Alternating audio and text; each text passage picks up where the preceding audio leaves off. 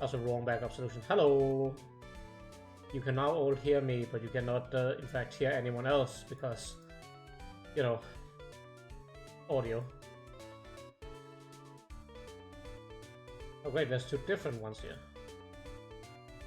Amazing. I don't know why there's a couple fucking... Why is there two Discord windows registering? I'm so confused.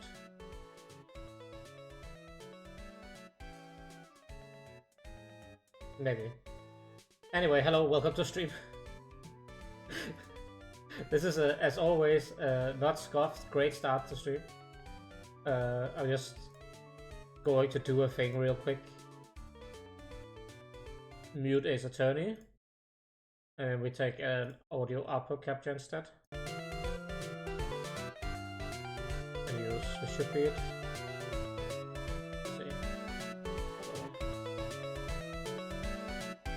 Now you at least hear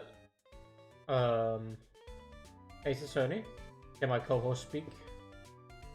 Testing 3, 2, 1, 1, 2, 3. This technically works, so we're going with it. What does technically mean? That means I don't have Ace Attorney and you split off in different audio things that I can individually fix. Uh-oh. I mean, it's not like you get shit edited, so... That's fair. Let me just turn Ace Attorney down a bit. Sound setting, that's not the fucking volume mixer. There we go. It's a little loud on my end. I don't know how it is on stream, so... go.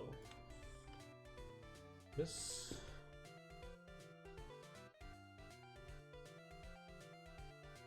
Oh, on stream it's barely audible, and I have it at 100%.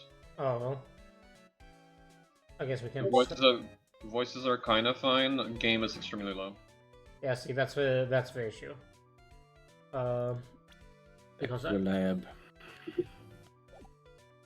Because I can't individually adjust them now. Oh my god. Back to the laboratory. Yeah. Well, I guess I'm gonna turn it back up a bit and just have to deal with it.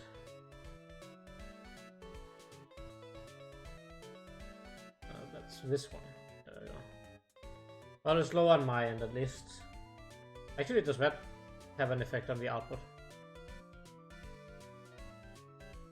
It does in fact not. Hilarious. Okay.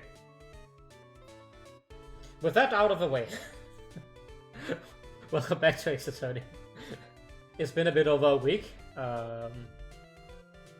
We don't remember much about the case. All of us are rusty as fuck, so it's gonna be great. Maybe it's a crab. I think he still has that Pearl voice right on the get. Let's bring that out. My only voice. Yeah. And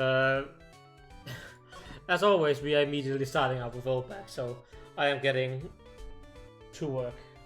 Yeah, bro is riffing on my Pearl voice and he has to do Old Bay.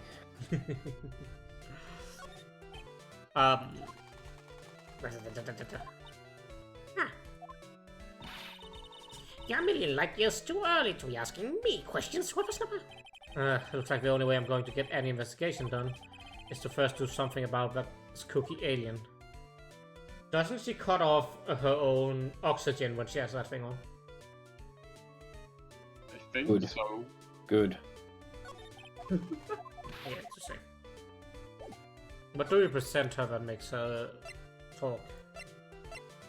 Picture card? Could you please take a look at this? Yeah? Edgeworth gave us a thing. Oh yeah, that's right. Sorry, Sonny. I can't see very well through this helmet. Looks like the only way it's going to get anything is here. Blah, blah, blah. I see that look in your eyes. Stop thinking I'm an alien from outer space this instant. Alright, there it is. Maybe if I show her this letter I got from Edgeworth. Miss Oldback, if you would look at... What? You want me to look at this worthless piece of... Edgy poo. Is that her perfume? pheromone d'amour smell. Why is he naming the goddamn brand? Let's see here. Would you please allow this unsophisticated young person to conduct his investigation? Yours truly, Miles Edgeworth. Yours truly. The man is good at flattery. Fine. Only because Edgepoo said so, you understand? Oh my god. I just thought of something I have to do. Remember, no messing around. You have to do. You do anything bad and I won't let you off the hook. Oh, well, she's gone. It looks like she has a strong feelings for Mr. Edgeworth. Strong feelings. That may be, but you know nothing's going to come of it. That's so mean, Mr. Nick. Feelings are meant to be told and shared. Ow! You should fucking pound at your knee. Every time we talk about love, I always end up with a handprint on my face somehow. She can't reach your face, come Yeah. on now. So anyway, let's continue our investigation. Not unless he like bent down. She can't hear you from all the way up there otherwise. Okay. Wait a minute, it's left. Ah, what? What now? One little thing before I forget. You can't go into Ankar's room today. Why? The police main investigation team is going to be in there all day, you hear? One of the team in charge of investigating the killer. So don't go in there. Set one foot in there and you'll face the wrath of Wendy Oldback. I believe I already am. Yeah, we do anyway, so useless threat. We always use the wrath of Wendy. March That should be the mascot of Wendy's. Gatewater Hotel Viola Hall. Looks like we're the only one here. And yet, the hotel seems so busy somehow. Probably because the police team securing clues about the killer. All the food still untouched out here. Yeah. March 22nd, Gatewater Hotel hallway. Oh my, Oh my god, who let her in? I thought we were done with this. Hell, never. Never. Can never escape them. Hey, city boy.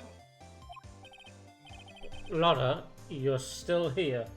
Exactly our reaction. Reckon course.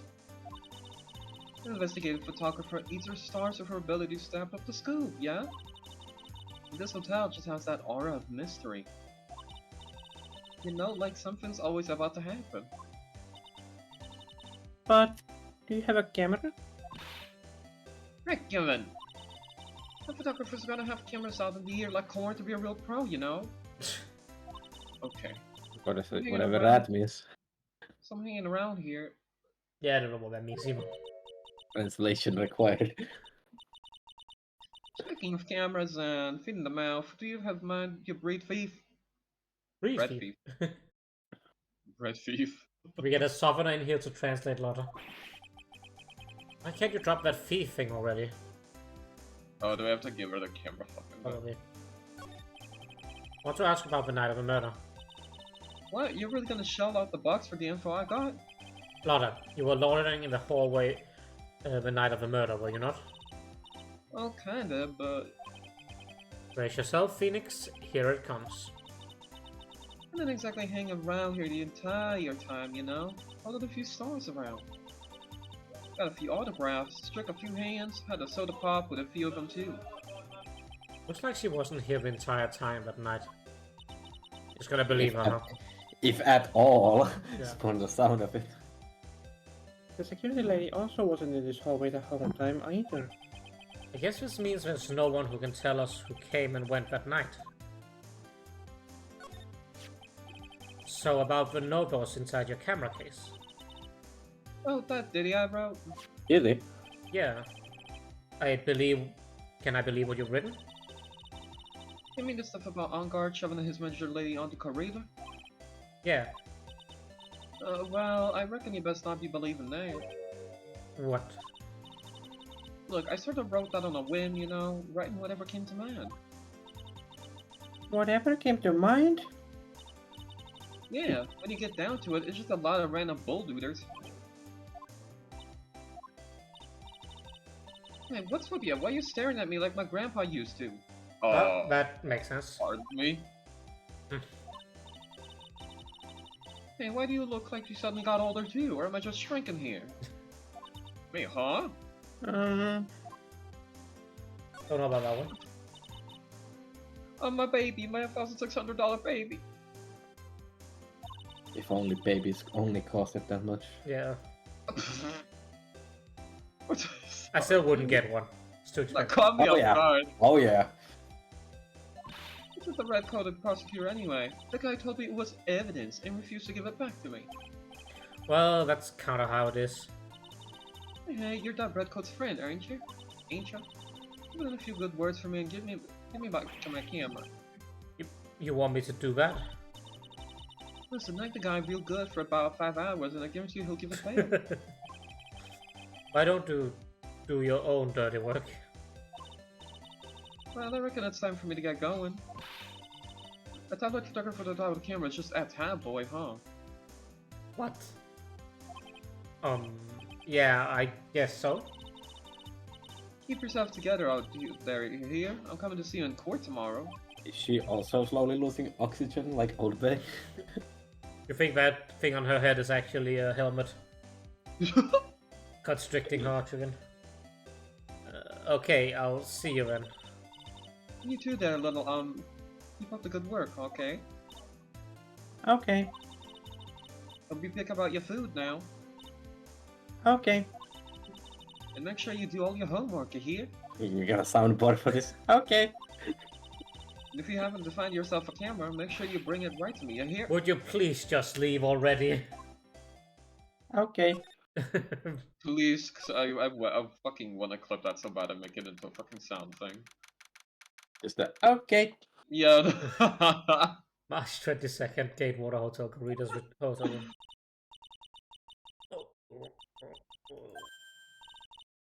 Mr. Nick. What is that otherworldly ghastly moaning?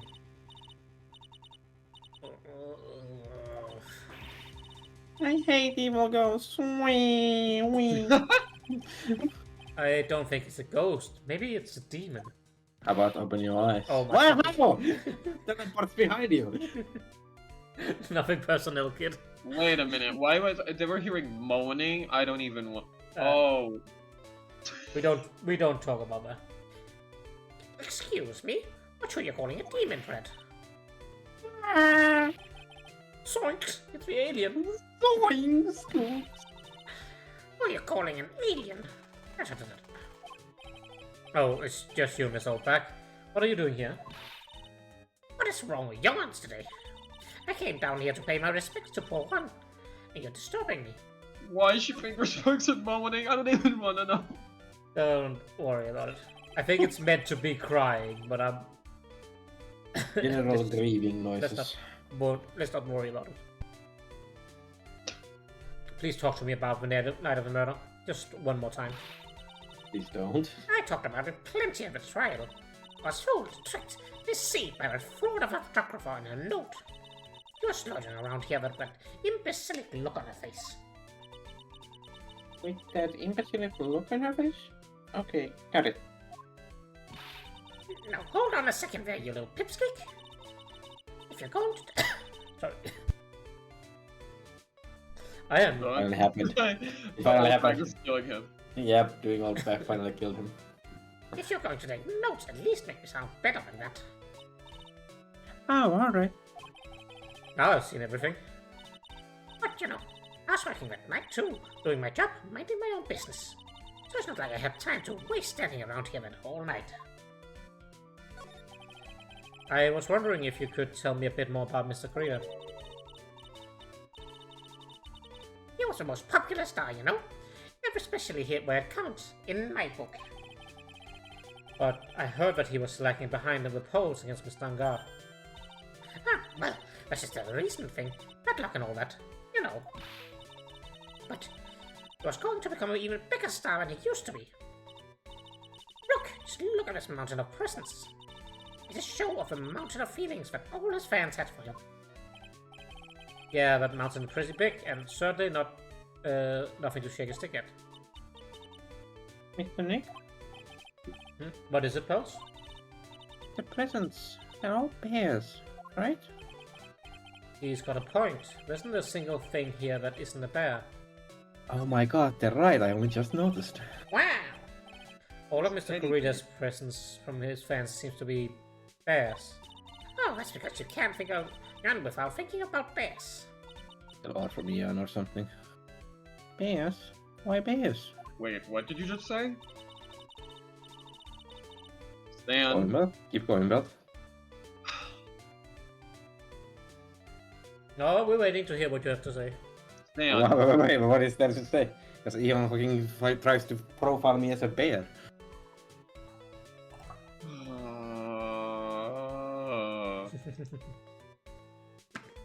You don't know. When my dear John was in training, he fought barehanded with a bear. He refused to give in and let the bear win. But after a fight, they became friends. Wow, what a heartwarming story, is it? They No, felt Stan. Like, it's See, I just said. like most young people's dreams. I can see those two talk about down by the river going, ha! You sure can fight. You too, Bob. You too. Is he writing fanfiction? Apparently. Is he shipping Koraida and the bear? Is that what's happening? Did all of I that don't just even- really happen? It's in his biography, Bob. No, he wrote the thing. What a load of crock. So, ever since then, fans have been giving him bears and presents. Yeah, nice. Bears. That sentence me. Yep. No, it's about... Bro asked why and it's just moving himself. Did you see my... No, nothing to say about it. Now I'm just gonna run along with you, Phil, because you keep fucking bringing that up now. Whoa, me bringing it up. Oh, she doesn't have Yeah. anything to say to us, I guess. She's mean. Well, What was the point? I guess it's to bring our attention to the bears. Oh, we probably have to examine the fucking bears again. Oh, yeah, point.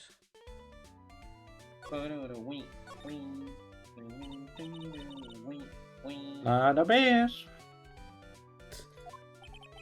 Alarm clock ones, collector's editions, stuffed teddies, plastic models. It's pretty overwhelming. Is there kind of bear he doesn't have? There's even a few in the trash can, yeah. I feel like it's Yeah, this all is the day same. long. Oh, okay. Oh no. No! Invoked the boy again. We invoked him. Here with all these problems. Fucking out of here. Yeah, that wasn't anything. Ian just baited Wow. us into getting Mo on screen again. It was an accident.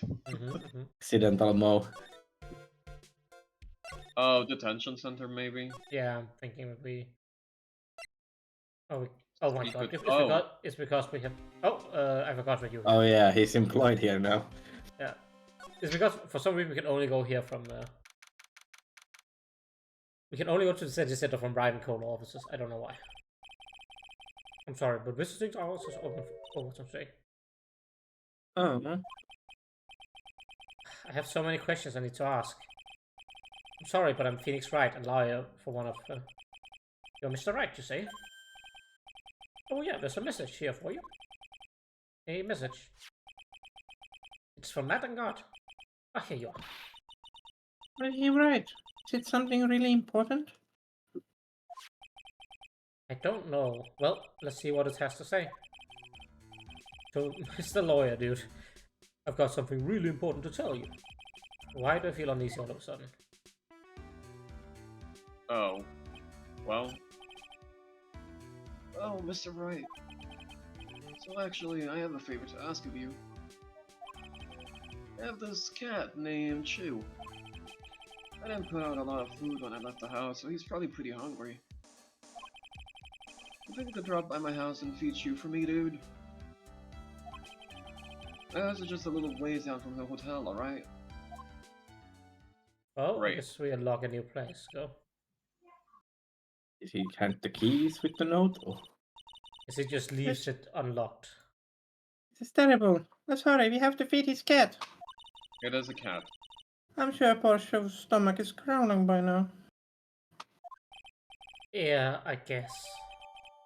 Matt's note jammed into a pocket. Man's request is a request. Guess I should go check up on his cat. Oh, we can't go there from... Oh, I forgot that this is a place we can go.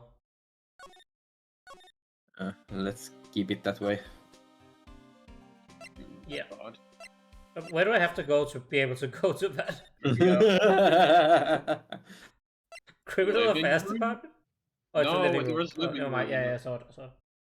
March 22nd, Police Station, Criminal Affairs Department. Wow, everybody looks really busy with something or another. They're probably strengthening the evidence for tomorrow's trial. Hey, hurry up with that, will you? Pass the victims list around. Gotta be kidding. There's over 100 people on here. Mr. Nick, is Mr. God really that big and bad of a criminal? Actually, Pearls, never mind. It sounds like they're working on a different case. Well, that Can was we it, so. can we go work on that case also? Ditch this one and ditch Maya. What I'd the love to. fuck? Oh my fuck. It's only from the hotel lobby. Jesus Christ. Living room. He lives at the hotel. Apparently. March 22nd, the guard mentioned living room. Sure it's dark. I'll go turn on the light. Who Damn, the fuck hangs a goddamn motorcycle from the ceiling? Especially above the couch. that guy.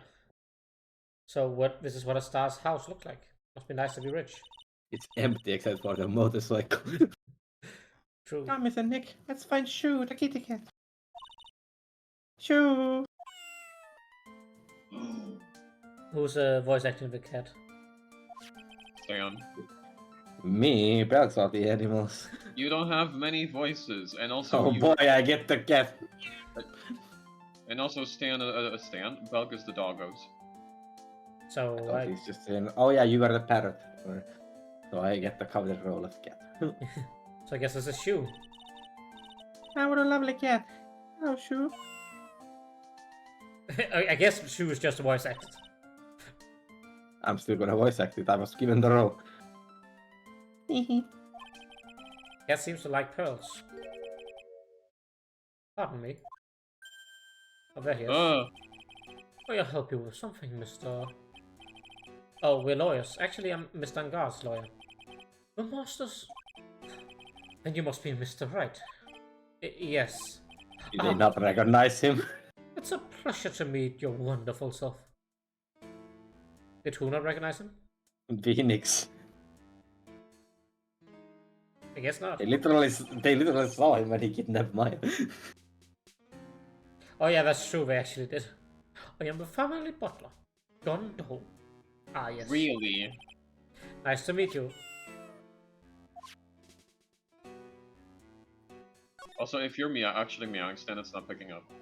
Well, too bad. I am Meow. No! You have to do a Unfucking deeper meow, you have to meow. Oh. lucky. You must know all sorts of things about Mr. Angar, right?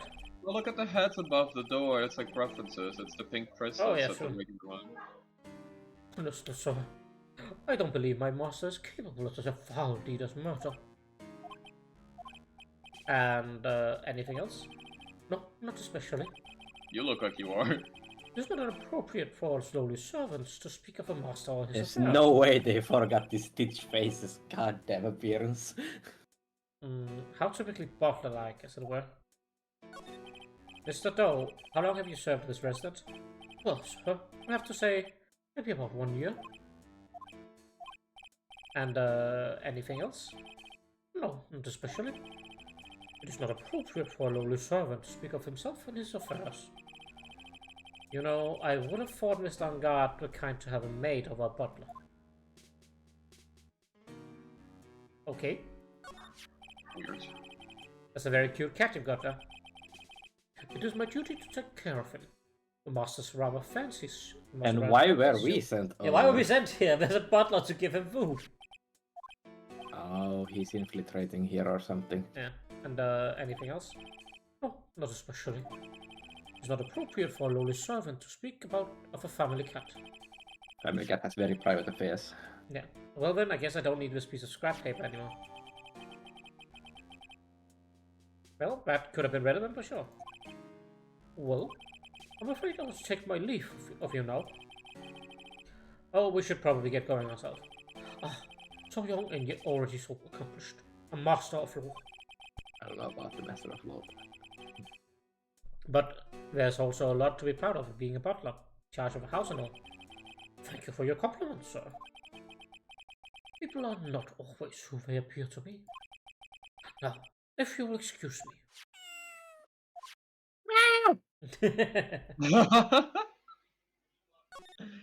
Yes.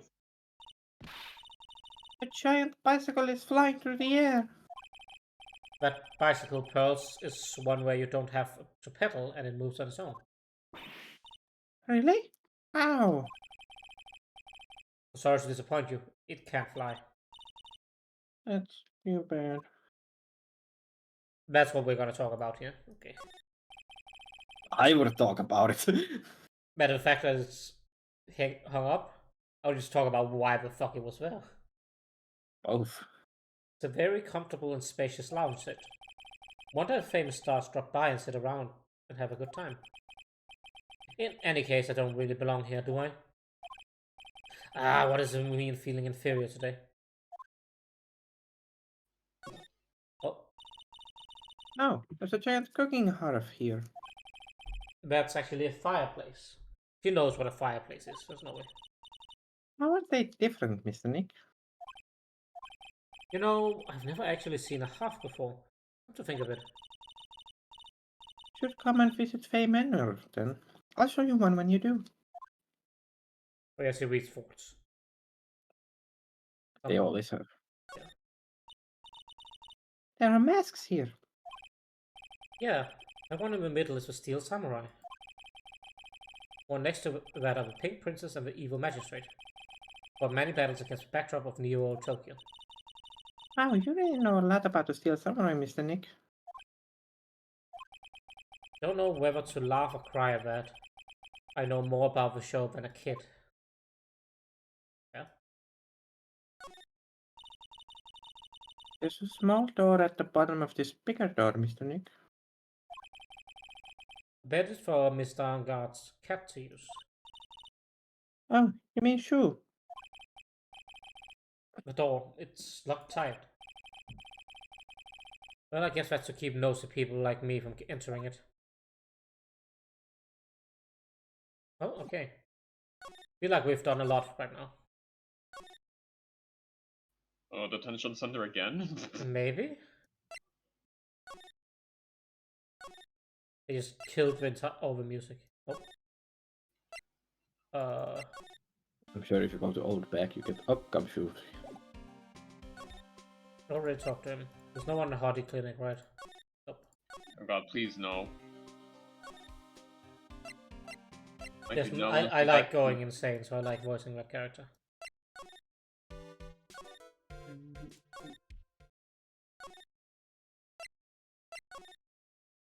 Oh.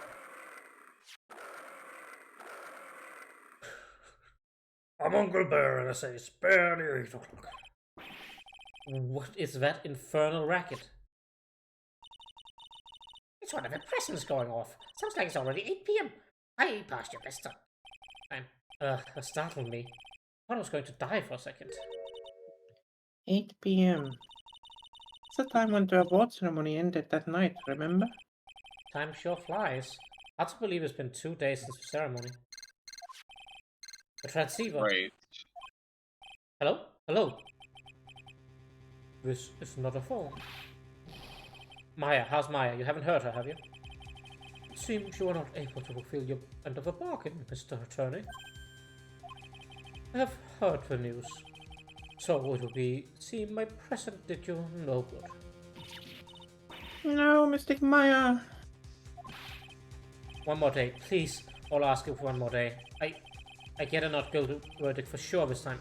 Please. Suppose if you must. I need that acquittal more than anything else, after all. Please let Maya say something. I want to hear she's alright.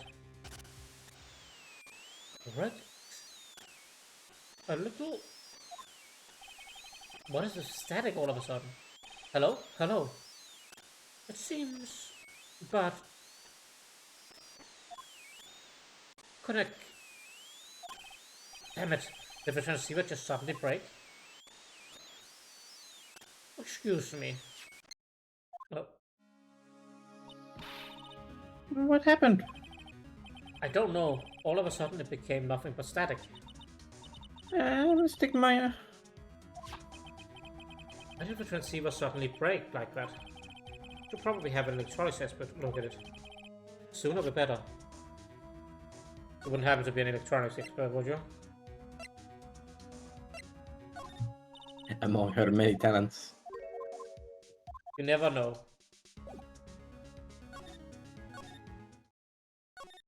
Well, we go looking for an electronics expert, I guess. We don't have anybody with Gumshoe right now. Oh, is he the electronics expert? Oh, he's gone. Oh my god, well. Yeah, he's just gonna say something new or something. Yeah. March 22nd, right in Colo offices. Oh, no, Mike, you're right. Hey, welcome back, pal. I thought I'd make you a little something for dinner. That's nice. Thanks. A rich man's luxurious full-course meal. Out of a can, that is. I'm sorry you went through all the trouble to cook, but I don't have the time to eat. Look like you don't have a can opener, pal. You've got to be kidding. And here I thought he had already whipped up something. Oh, I know. There's one way I know how to be helpful. Ask me about anything you want, pal. Go ahead. Well, since he's an offering, about what I could try asking him about. Wow, is that a hint that I should ask him about the transceiver? The transceiver? Oh, Mr. Nick, you should ask Mr. Scruffy Detective about that thing. What the? Oh yeah, this thing just up and broke all of a sudden. It broke, pal? When I was talking to the kidnapper, it suddenly broke into static. Look, it sounded like this. I don't hear any static, pal. Huh? Maybe it fixed itself? Strange, I was sure there was a loud static noise. Maybe. Maybe what? Maybe it was electromagnetic interference, pal. Electromagnetic interference? So what is this electromagnetic interference? It's something that happens when a radio wave gets mixed up with another signal, pal. Oh, when you put it that way. I don't understand what you're talking about. Like, for example, when a cell phone goes off next to a computer screen. The stuff on the screen gets kind of fuzzy and starts acting funny, right? We truly do live in the past. Huh? Computer?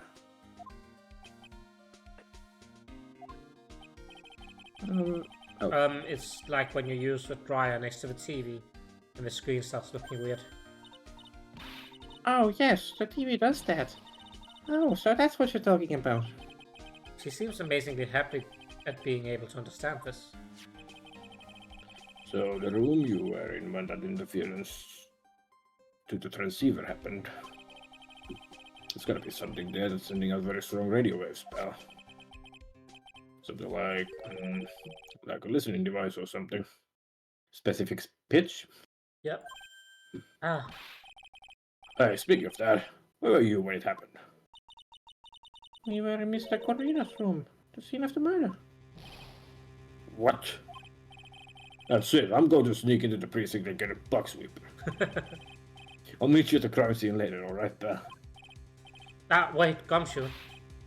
Oh yeah, baby, it's investigating time. I'm on fire, pal. My fingers are itching to go. Yeah! God damn it. We should be going to, Mr. Nick. Alright, let's go. Go, We're gonna rob the police station, apparently. Rob the popo. Oh, apparently not. Rob the police. I'm I'm guessing he's already here. Yep. March 22nd, Gatewater Please tell Hotel. me we kicked out bag out too. Hey, you're finally here, pal. Sorry to keep you waiting. Do you have the bug sweeper? Well, you see, I got busted trying to sneak in, pal. Suddenly I'm staring at the precinct doors. From the outside, I mean. So yeah, I couldn't get one of the police box sweepers. What do you mean you couldn't get one? We need that item. Hey, calm down, pal. I didn't say I didn't get one, just not the police's. Wow, so this is a bug sweeper. Looks like a little broken. Hey, it was made when I was in elementary school, pal. Great. Oh, by who? Hey, of course. Seeing the show brings back memories. He does have some electrical Yep. know-how. Hey, don't look down on it, pal. Sure, it looks a little beat up. But I put my heart and soul into putting this puppy here. Your heart and soul? It'll work. Trust me, pal. It'll do the job. But But you can't set the sensitivity. So it's going to be about anything that gives off electromagnetic waves. But isn't it better that way? Oh. Well, anyway, since I brought it all this way, might as well use it. Well, right, pal, he's actually a psychopath. Yeah. he's a fucking weirdo. I got that sinking feeling again. Okay, now I'll tell you how to use this baby. Get ready for some weird ass minigame bullshit. There's a listening device or some other sort of block hidden in this room. So we're going to find it, right? Right, now first, let's turn the sweeper on. Next, move the sweeper around to give the room a real thorough looky-see, pal. The sweeper will let you know how strong a signal it's picking up, so keep an eye on it, okay? Once you find something that's giving off a lot of radio waves, press enter to lock onto it. There's a lot of things here that's going to give off radio waves. So let's take a good look at anything and everything that seems suspicious, okay, pal? Alright, I'm going to go stand outside and keep an eye out. Give me a yell if you find the bug. Got it, pal?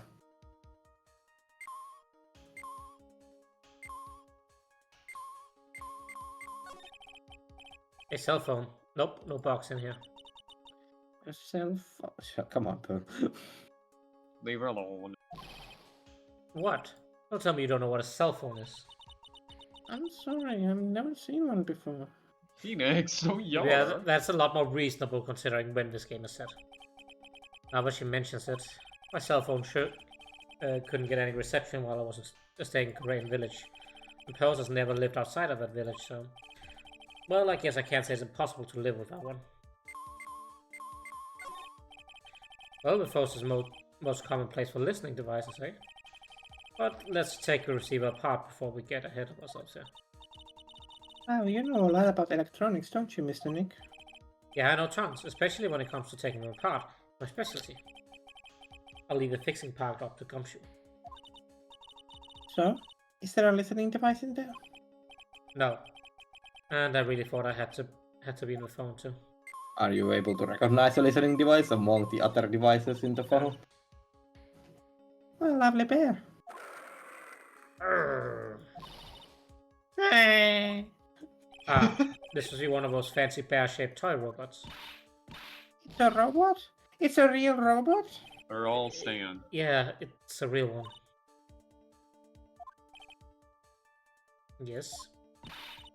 How many horsepower is it? How many horses? Horses? Well, look, it's a bear, so... Bear powers. Alright, great. The radio is on and playing something. Oh, it's Kid's Question Corner.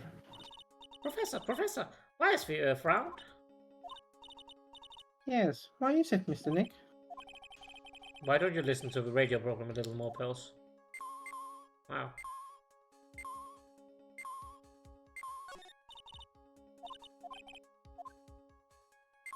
Is it just this one resurrecting? Probably. A TV!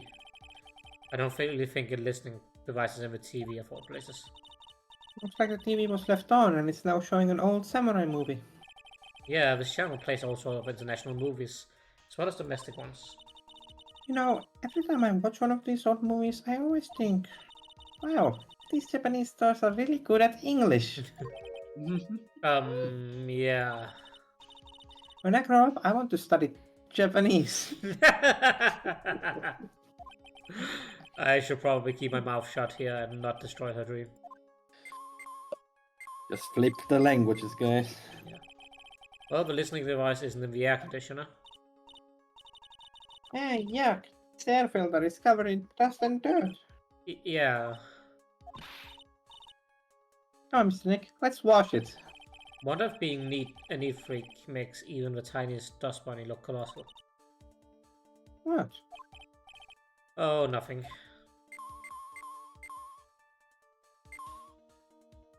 We have done it. Did the painting just beep?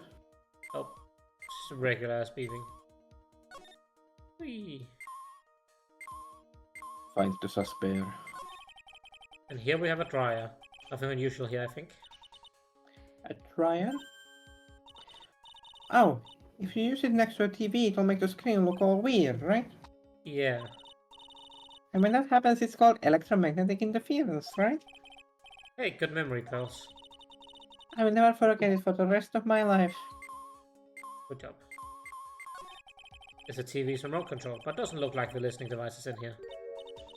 So I was thinking, I wonder if a TV remote works on other things, like... Could I make you change your expressions like TV channels? Zap! Hey! But if I could, oh, people I would give the old mute button to. Like 80% of the cast. Yeah.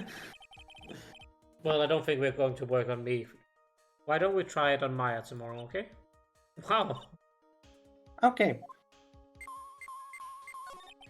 Well, it certainly looks like an alarm clock. What's wrong? Why do you look troubled? I just can't imagine the listening device being inside this alarm clock. It just sort of reminded me of something that happened a long time ago. Oh, Oh. Well, anyway, it looks like the listening device isn't in here. you just decided so. Why are so many of these bears in compromising positions? Don't worry about it. What do you mean compromising? You're the You're the compromise. mine is in the. Look at them, they're ready to get piped. Jeez. I'm sorry. Look at them. One of them is. One of them. One of them is getting it. Yep, you're right. I am not gonna even. I'm not saying a word. This is a refrigerator. I really don't think the listening device is something like this. Because it's filled with nothing but healthy vegetable juices, right? Yeah, sure. What does that have to do with the listening devices? It's in the coffee machine. What's this? Sort of looks like a hot water pot, but... Oh, well, it's kind of like a hot water pot, I guess. But instead of hot water, coffee comes out. Really? This pot can do that? Is there a pot that orange juice comes out of? I don't think there's anything like that, Pearls. Sorry. Oh, the water in this hot water pot has run out. I will get more water for it. Okay, sounds good. Looks like she's forgotten all about looking for the listening devices. Does the bear react as well? Maybe it's part of the coffee pot. Yeah, it is. There's no listening device in that notebook computer, huh? What's a notebook computer? Do you know what a notebook is? Yes, it's a small book with a paper that you can write on. So? Well, that thing is like a notebook in a way. It's basically a small laptop. Mr. Nick, what's a laptop? Interesting. What's this? A small video camera. No listening device in this gizmo. I was trying to make everything smaller and smaller lately, aren't they, Mr. Nick? Is Pearl a boomer? At this point, yeah. That's what it seems like. But I want to grow bigger and bigger. Which Well- means everything will naturally get smaller and smaller. True. Well, eating only vegetables isn't going to get you there. You have to eat meat too. Wow, that's a really delicious loaf of bread in here. Looks like it's been on keep warm all this time since the murder. Bread warmer. What the hell? Apparently. Well, Mr. Scruffy Detective always says, gotta keep the trail and crime scene warm. I don't think that bread is very good after being kept warm for 2 days. Yeah. I have a feeling that maybe it's pretty nasty down here. Bread. I think keep warm in that case is a little more metaphorical.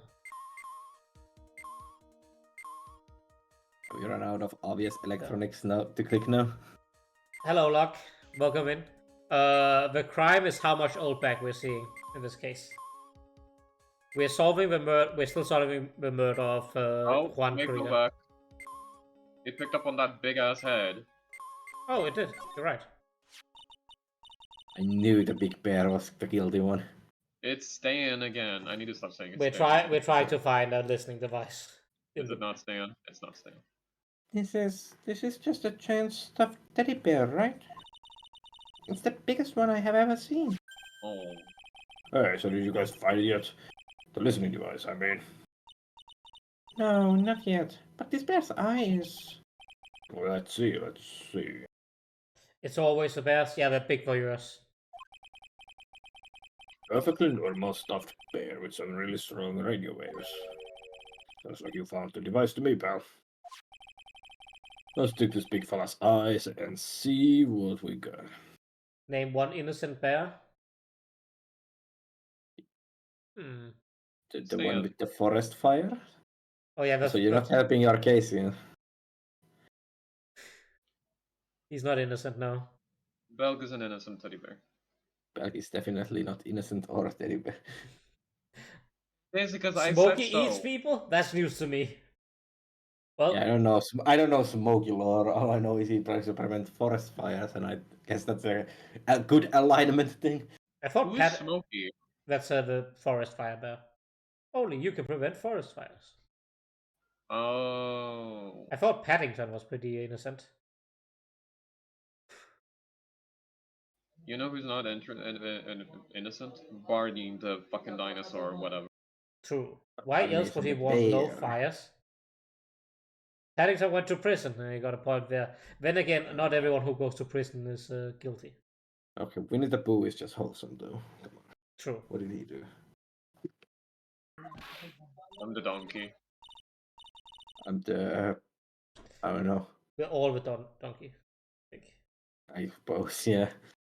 You can't. Such a violent act.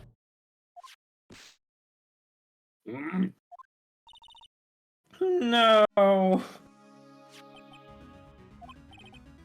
That's... It's a miniature camera. And it looks like there's more. There's a transmitter and a timer. what, Amida? A transmitter, pal. Oh, is this more of that high-tech stuff? So this tiny thing is a camera. Yup. It's a pinhole CCD camera, pal. It's a small, high-grade video camera mostly used in security systems. So it's a video camera. It runs on a battery, which comes with it in itself. But there's no videotape in this camera. This is only the camera part here, pal. The tape recorder with the tape inside it is somewhere else. Somewhere else? The footage is changed into radio waves and then it's sent to the recorder. Thank you for the... Thank you for the hydrate, Lock. I can't speak today, I'm so sorry. Then just don't. You got too much snow. No. You got too much snow plus old bag. That's Thank not a you. good comment. And thank you for the nut. How am I gonna hydrate you? So, sort of like a TV broadcast, isn't it? Thank you for the headpads, Ian. Hey, you know, you're right. You all owe me a hydrate? I did indeed hydrate for you. I will do it again, in fact. Cheers. Or skål. I'm doing it as well. Spy camera added to the code bracket. I hydrated. Thank you. So, what is a transmitter? And when did this game come out? It's a device that sends the footage the camera took to a specific destination. It's like a video version of a listening device, pal. It looks like it's attached to a small clock-like thing. Oh, that's a timer, pal. You can turn the camera on and record at a certain time with it. Is this for a certain time? Yep. Let's see, this looks like it was set to start at 8 p.m. and go for 1 hour. 8 p.m. was the time their award ceremony ended. Right. There's no date set, so it's been recording every night, I'd guess. Mr. Detective, how long has this bear been here? I'm pretty sure it's been here since the night of the murder. Then maybe... Maybe this camera got the murder on tape. What? And if you think about the angle the bear is at, you want to have had a clear shot of the whole crimes. That's made out of a court record. So there was a camera in this bear's eye. And it was disguised as a present. And I'm sure it was here on the night of the murder, pal. It's pretty big, so it stands out pretty well in my mind. But who gave Mr. Kurita this present? I, don't know, pal. But this means that someone out there's got a video of what happened here that night. Isn't there any way we can find out who that person is? I mean, I told you, Locke, bears are voyeurs. They like watching alone. And this one is no different. I mean, Someone look, has seen things. Look at he has seen some shit. And I refuse to consider bears are evil. you can also look at these other bears. Clearly, they're all deviants. Especially the clock pink one with the creepy eyes. Yep. None of them are evil. Stop it. It's impossible, pal. I agree, don't you? Radio waves can be sent almost anywhere, so there's no real way to find out.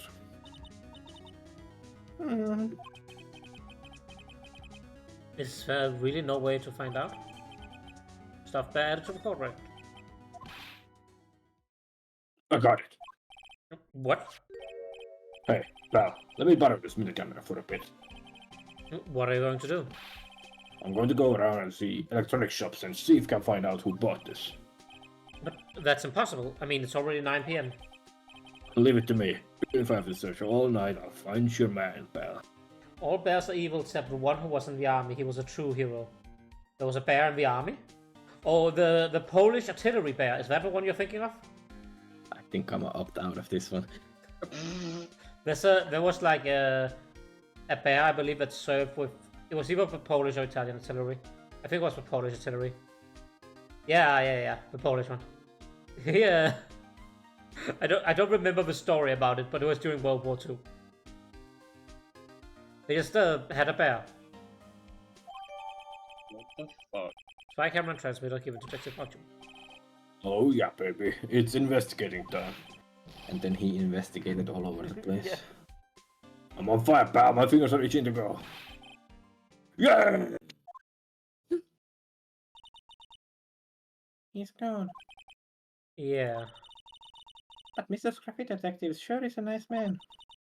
He's pushing himself so hard, all for Mystic Maya's sake. That Oh, is it's definitely it's yeah. It's a mystery how you always manage to do things in the most inefficient ways, right? Ah,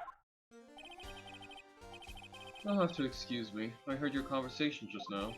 Why he leaning like that way, just asking to be punched. no, he's not asking. He's not asking to be punched. He's asking for something else. I know. Edgeworth, what are you doing here? The rescue team has been created and deployed. We deployed our own rescue team as well. I can't say I'm optimistic, but we have to move forward one step at a time. I see. Thanks. Don't thank me yet. We still have to find her. So there was a spy camera hidden inside a stuffed animal, huh? You are one lucky man, right? Do you know the stuffed bear, little girl? I have no idea. Of course not. The maker of this bear is a very expensive luxury brand from overseas. It's completely handmade, and only a small number of these are exported here. He's definitely browsed that before to buy. He definitely has What? teddy bears in his house. Yep. He's a big old softie. The camera and transmitter that Scattered Brain Detective took with him are dead ends. I'm calling it Edgeworth is actually a furry, and most people Bro, also that, make. I don't know what you're talking First about. looks- That is a metal as fuck decoration. The giant fucking bear. It really is. Things like those can be bought anywhere. However, this Oh, bear can't is they? different. They can? If it's in America, probably. By tracking how it got into this country, this bear can tell us who the buyer is. Can you really do that, Mr. Mick? Can he really? Well, I guess so. It's 9 PM. I think I can still make it in time. I'll be taking this for now. He's Fix gonna. it You're up. gonna carry the whole ass bear? Are you serious? Yeah. Bro lifts, look at his shoulders. I'm sure you have other things you have to do. Stop, best. Now stop. Put it in his RPG backpack. See you soon, right? It's still What the here. hell? He couldn't be bothered to throw it out. Wait. What?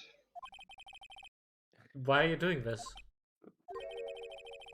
I have no interest in explaining myself to someone who cannot comprehend. Edgeworth is What a do you bear mean? connoisseur. Oh, he's a bear connoisseur, right? Yep, he is. Also, what do you mean why? There's a person kidnapped right now. Of course we're trying to solve this. But besides that, right. Until court reconvenes tomorrow, you should concern yourself with this question. Who was the person that murdered Juan Corrida? The real killer. You really still think it was Adrian Andrews? To be honest, I don't know anymore. You still have a little time left. Find the truth, right? Everything begins with the truth. Juan Corrida's real killer. Miss Andrews' past. The kidnapper whose sole condition is acquittal for Mr. Angard. And this card. Shelley the killer.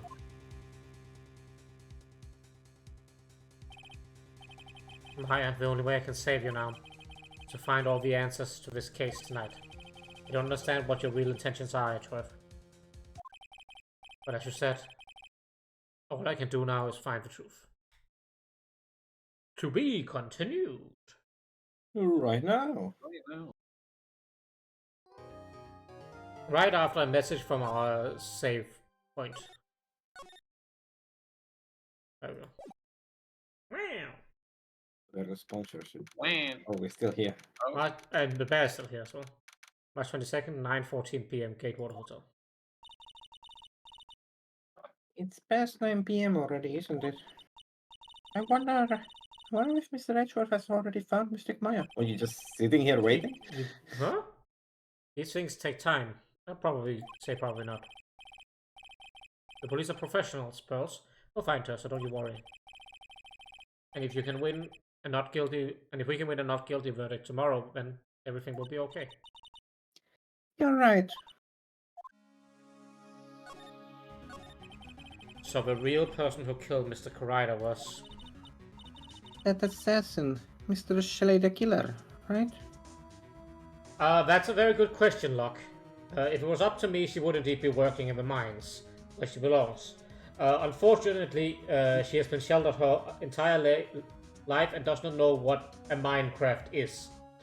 We have to teach her first, then we can put her into the mines. What the fuck? Cyan is like, what? We need silico for graphic cards, yes. And The Pearl- streamer does not condone his guest's view. And the card Miss Andrews found at the crime scene seems to be proof of that. But if that's the case, then a new question comes to mind. Who was the one that hired the killer to begin with? Who is his client? You mean, who asked for the murder? That person didn't want to dirty their own hands with blood. But whoever this client is, there's still a killer. Who could have hired the assassin? Do you think it was Miss Andrews? I wonder. But if she was the client, then why go through the efforts to stab the knife into the corpse herself? Why implicate herself, yeah? But if Miss Andrews wasn't the client, then can't be. Madame God himself? If Mr. Angkor really did hire the assassin, And he is not innocent at all. Far from it. He would be guilty of the crime. but it can't be Mr. Angkor, right? I mean, when we first talked with him, Mr. Angar, I would like to ask you one more question. Did you kill Mr. Juan Corrida? Alright, just so we're clear, dude. I didn't kill anyone, and that includes Juan Corrida, okay? I mean, that's not a lie, so...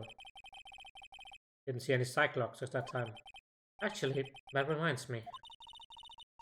did you remember something, Mr. Nick? Yeah, something Miss Andrews said of the trial today. Is this something interesting? So what is this interesting thing? Oh, that's right, you didn't hear it, did you, Pulse? Juan had bet everything on the German Ninja this year. And if he lost the Grand Prix, Radical. Yes, indeed. he was going to make sure Matt was going down with him. That's what he thought anyway. It looks like somehow Juan had in his hands a secret so powerful that it would destroy Matt's acting career had it been revealed. You have a motive? Mr. Angkor's secret? What is the secret? I don't know yet. But for now, let's think about it this way. Mr. Corrida was going to reveal the secret. That means... Mr. Angard had plenty of motive to have Mr. Corrida silenced. Which means we have to meet with Mr. Angard. There's no way around it now. And we're going to get ambushed by Oldback and Lord on the way there. Much in a second. Oh.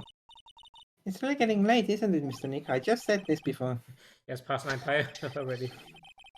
But we still have some time to prepare things for tomorrow's trials. There's still a matter of the secret Mr. Corrida had told about Angard and Miss Andrews' real intentions. Those two things I must know tonight. But aren't visiting hours over at the detention center? He makes stuffed bears in his spare time?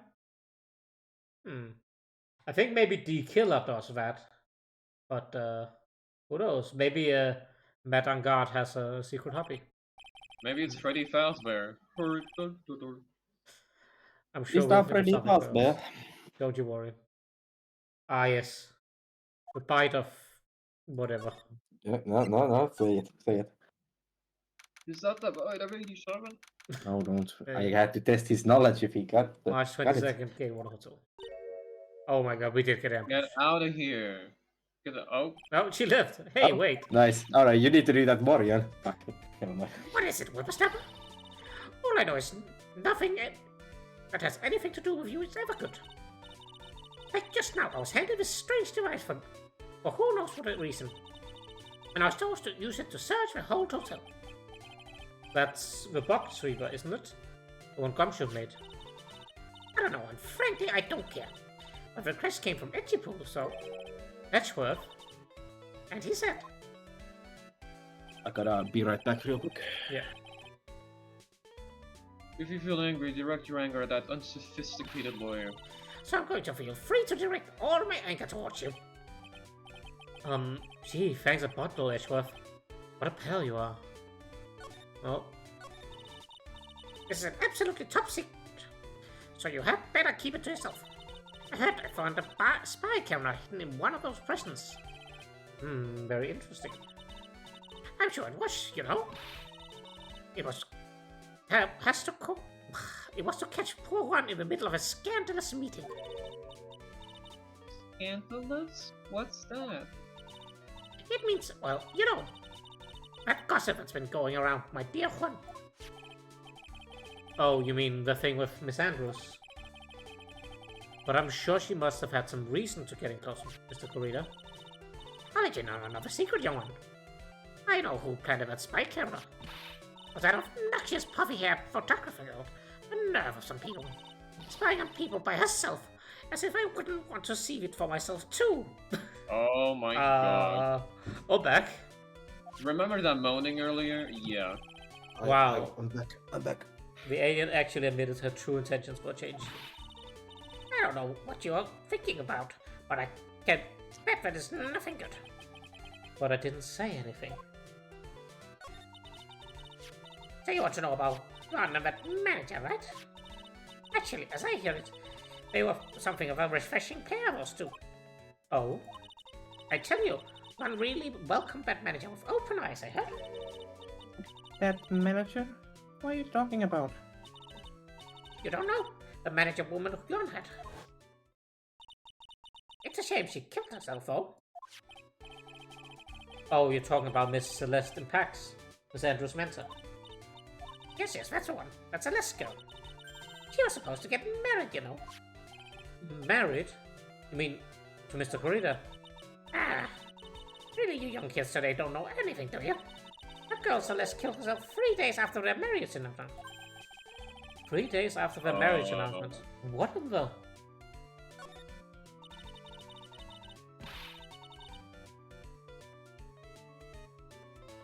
Caroline? Whoops, I was muted. Why would Miss Impax want to kill herself? She was going to get married. Well, that's because he was thrown away, you see, by Jon. What? But they were going to get married, right?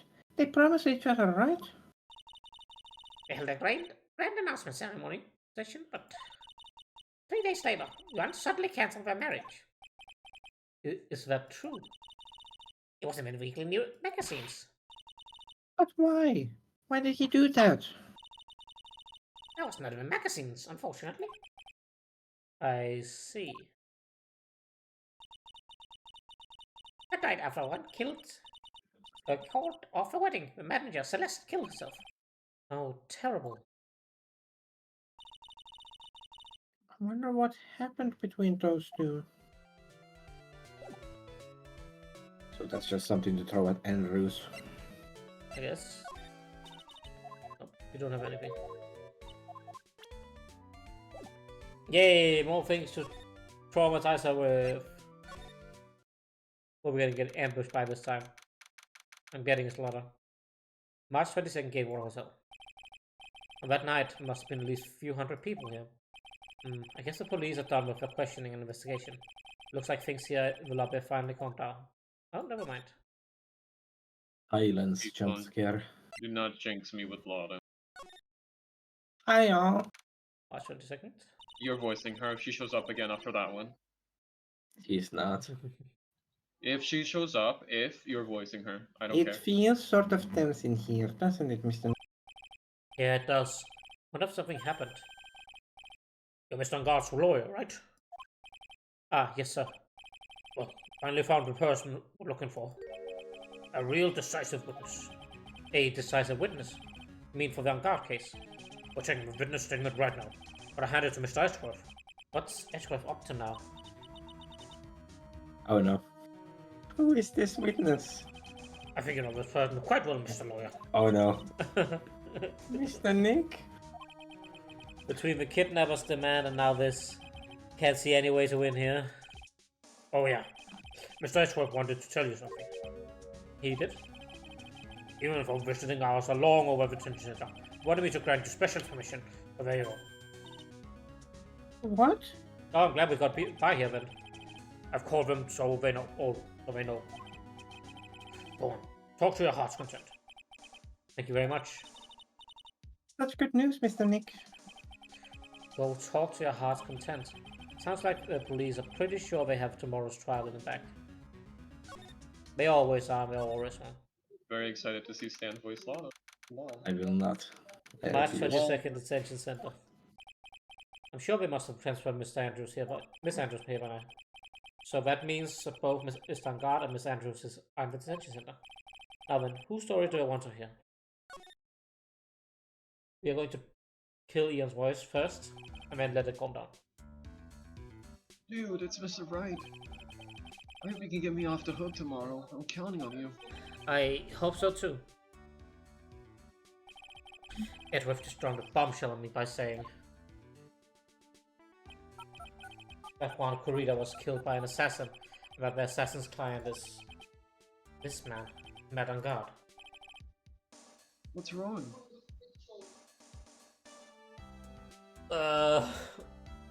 Yes, it does indeed have multiple meanings. But please do it in the privacy of your own home. Unless you're gonna film it for sale. Then Crab is right here to buy. Nah, That's like a lovely title. OnlyFans, bears getting stuffed. that is definitely a thing. Yep. I mean, I laughed at it. It was funny. So yeah, Mr. On Guard. There's something I must know with 100% certainty. You seem kind of different. You're totally not like your usual lawyer's dude self. Lawyer, dude, lawyer. Slime About, dude. about the press conference. You mean the one where Juan was gonna dress up as the Necklace Samurai? Yeah, I heard a little more about it from Miss Andrews. It looked like somehow Juan had his hands a secret so powerful that it would destroy Matt's acting career had it been revealed. Could you please fill me in on what the secret is? Oh, there they are. Okay. That these not, yeah? I knew this was coming. Mr. Nick, don't tell me. Cyclops. You said a secret, right? I don't have any idea what it is. Do you, dude? Did you know about Mr. Corrida's and Miss Andrews' relationship? Well, it's all over the tabloids, dude. But I don't know any of the details if that's what you mean. Look, how many times do I have to tell you? I don't care what Juan did with his life. Miss Andrews, she had a purpose in mind when she started seeing Mr. Corrida. The mentor was Mr. Corrida's manager. Miss Andrews were going to get Mr. Celeste Impact's suicide note from him. Celeste. Does that jog any memories? Dude, I suddenly just got totally hungry. You up for a pizza? My treat. Mr. Nick, what's a pizza? Is it kind of a pea like green peas? Let's go eat one later, okay? Your mind is gonna get blown. Oh, Yeah, I sure. got cut off by the pizza dude at the shop. That's too bad. Well, how about we get our minds off of this topic and talk about something else, okay? There's another Cyclops. Stand guard. Are you connected to Miss Impact's suicide in some way? Nope. I'm assuming whatever that is, we cannot unlock because they took we had the bear and then it got taken away, and then we had a camera and it got taken away. Where would you find Andrews? I'll get it. Sorry. So about this picture card. Have you ever seen it before? Nope, never saw it before in my life, dude. I don't think he's lying. Or is he? Then again, he looked like he gasped just now. Maybe I'm seeing things. Well, that wasn't very useful. Oh, do you get out and go back in and see I if think so. Andrew is? I was gonna say it right now. She got detained. That's awkward. Doesn't look like Mr. Scruffy Detective is here. Well, he's out there with his camera asking around all the electronic stores. Then I'll make some salad for him for dinner. Looks like Pearls really appreciates what Gumshoe is doing for us. Mr. Nick, Yes? where is the lettuce? I don't think I've ever bought lettuce before. I guess I have to give up on making a salad now. Guess the lack of lettuce is kind of a problem. It would be, wouldn't it?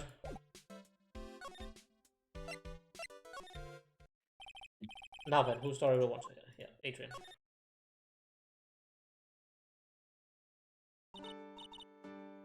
Oh, it's you. I'm sorry to be visiting at such a late hour. There are a few questions I absolutely have to ask you tonight. He's still flipping a goddamn notebook. Me? I thought your client was mad. I'm sure Miss Andrews knows something. You can't be clueless about the secret, Mr. Crider and Miss Angard. I'd like to ask you about Melangard, if you don't mind. That's alright, you still don't know, do you? The real him, I mean. You seem to bear a lot of resentment towards Mr. Angard. If that's the case, then why did you become his manager? And why would you become intimate with his rival? That has nothing to do with this case. Nothing. About Miss Celeste Impax. I had finally put her death behind me. And now, thanks to you, it's all come back to the surface. I'm sorry. Yes, I was shocked by her suicide. And it's true that when I heard the rumor that Juan was the one who had hidden her suicide note, I began to draw close to him. I wanted to get her suicide note back and to burn it. You wanted to burn it, but why? I didn't want it to spread like just another piece of gossip. But I never held any murderous intent towards Juan. I would never do something so stupid. Suicide note, huh? Wonder what is said. Why'd you try to frame Mr. Angard? That's simple, because he's a killer, that's why. Isn't it the duty of every good citizen to inform the police? By framing the potential killer? What? How about talking to the police on what you know? But there had to be another way. Police are excellent at doing their job, so figure it out. Heavy doubt on that one. She's You know about. what? You know what? Maybe Andrews was right. Yep, there you go. Yes, they're so good that they couldn't figure out the real truth behind Celeste's death. Miss Andrews? Well, I know you're not the type of person who'll do something without a reason. Please, tell me why you did what you did. Revenge. Huh? Did you say something just now? He's lying. Or just one. I Cyclops, guess no? it's leftover because we completely broke her last time. Yeah. Don't you understand yet? You're not my lawyer. To be honest, you're more like my enemy. But I'm sure I just heard Miss Andrews say. Revenge. Well, I think we can probably break this one already since it's just one.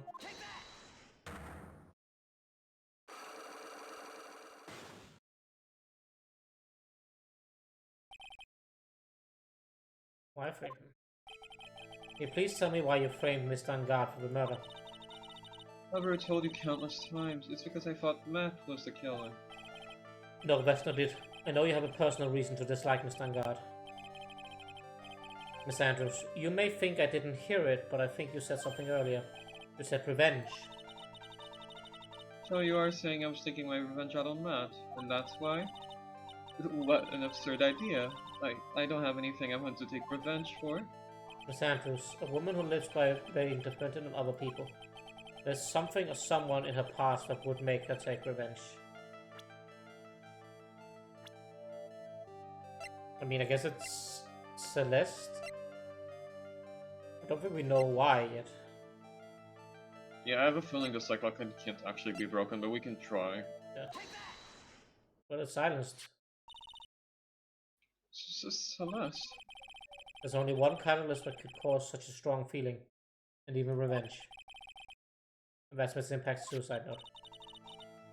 What are you trying to say? Celeste was once a manager. On top of that, her one who hit her suicide note was also Juan. What does all this have to do with Matt? You're right. You haven't mentioned him. Yet. But for you to hate Mr. Angard, it would mean that he must have some relation to Miss Impacts and her suicide note. Can you explain this relation between Celeste and Matt? I think that's the problem. Yeah, I think we don't have that yet. What do we have? We have an autopsy report about one's death. We have a suicide. Yeah, I don't think we have a connection just yet. Yeah, we back off. We don't lose them core points. I don't think I have enough evidence yet. Should investigate and gather some more clues before I try again. I think this might be the last thing we have to do. I think we have to break Matt first because he will spill the Yeah, beans. he's Spill hiding. the beans. Yeah. And we can even break fucking maths yet, pretty sure. Yeah, fucking 5. Why not? Let's try and see where it is not possible. If we're gonna Oh, 1 second. And God mentioned living room. It looks like no one's around. what happened to that person with the stuffed teddy face? What? Okay, sure. Over. That's Oh, where we he- put it. She must be the butler with stitches in his face. Sure. Meow. That can't be louder since you can't hear it. Yeah, true.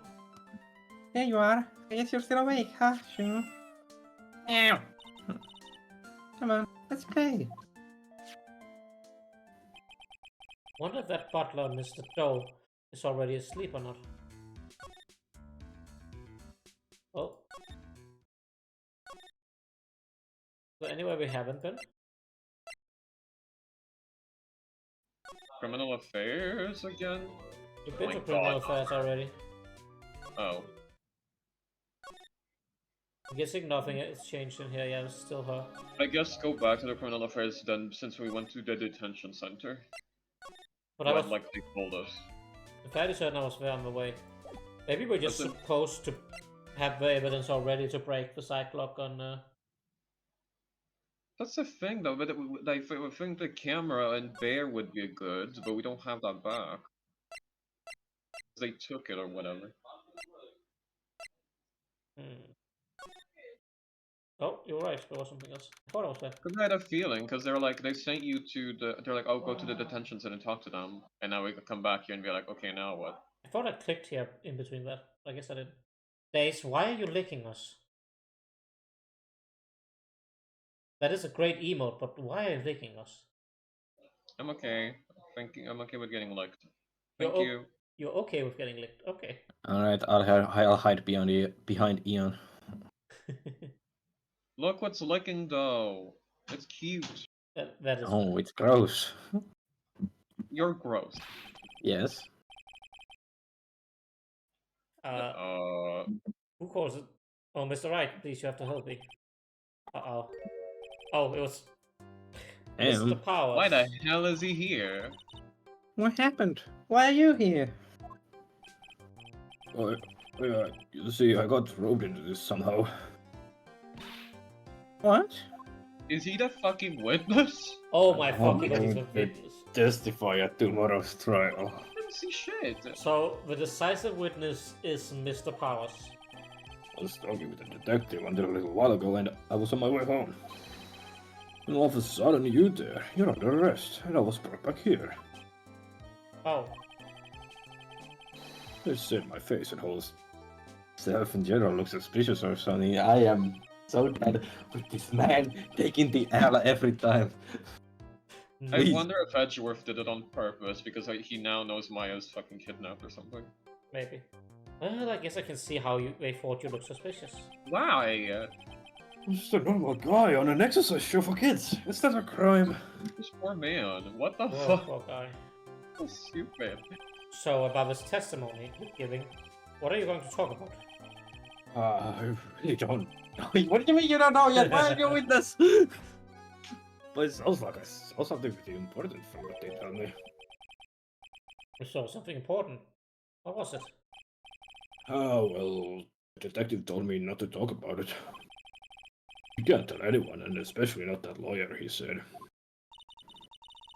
What do you think is that lawyer the detective was talking about, Pearl, please? I'm going to take a wild guess and say it's me. Yeah, you got it. Mr. Nick. Mystic Maya and myself are your only two allies in this whole world, but it's alright. What about Gumshoe? Ouch! I don't really have a lot of friends, do I? This is going to do a lot of damage to Matt, you know.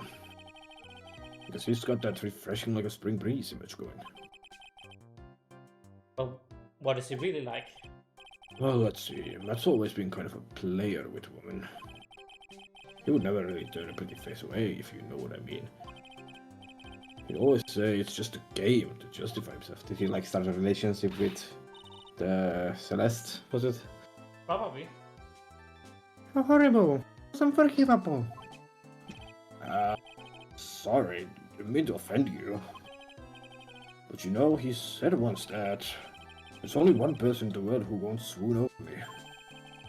One person who wouldn't swoon over him? His manager, you know, is Adrian Andrews. Why is Mr. Power suddenly looking kind of energetic? It's in the Doesn't gossip. work. We established this. Oh, you see, I'm actually a sucker for gossip.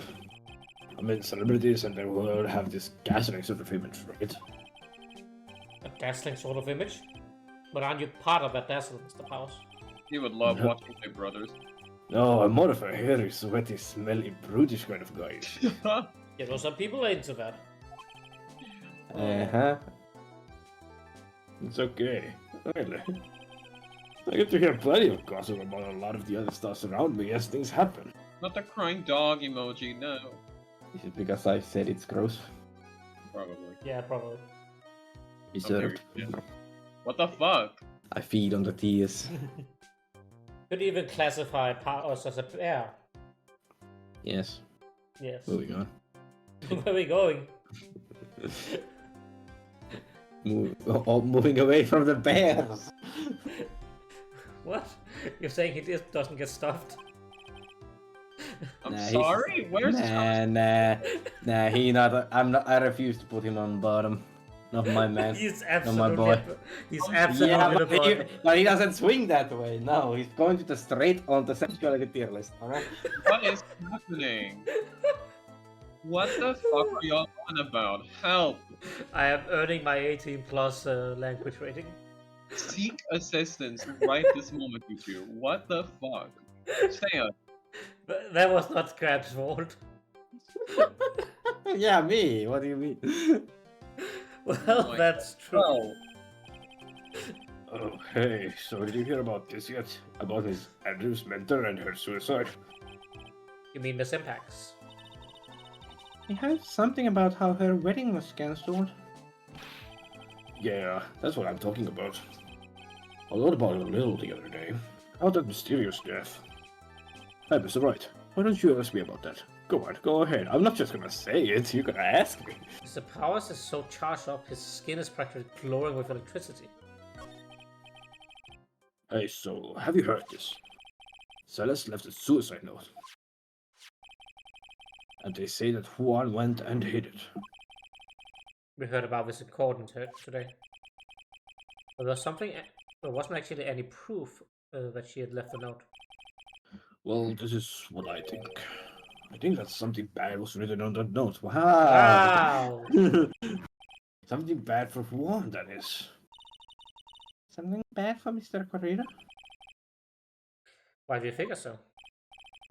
Well, before she died, Celeste talked with few of her friends. And she said it looks like I got caught up with a truly insidious man. Well, he cheated with Matt. A truly insidious man. Did she mean Mr. Corrida by that? Well, there's no one else that fits the bill, right? And that would be the reason enough for him to hide the suicide note. I see. Well, that's some good info, thank you. You're welcome. Mr. Angard and Miss Andrews, we're both at the detention center right now. There's still things I don't understand or know about, I'm sure. I have to get the two of them to tell me everything.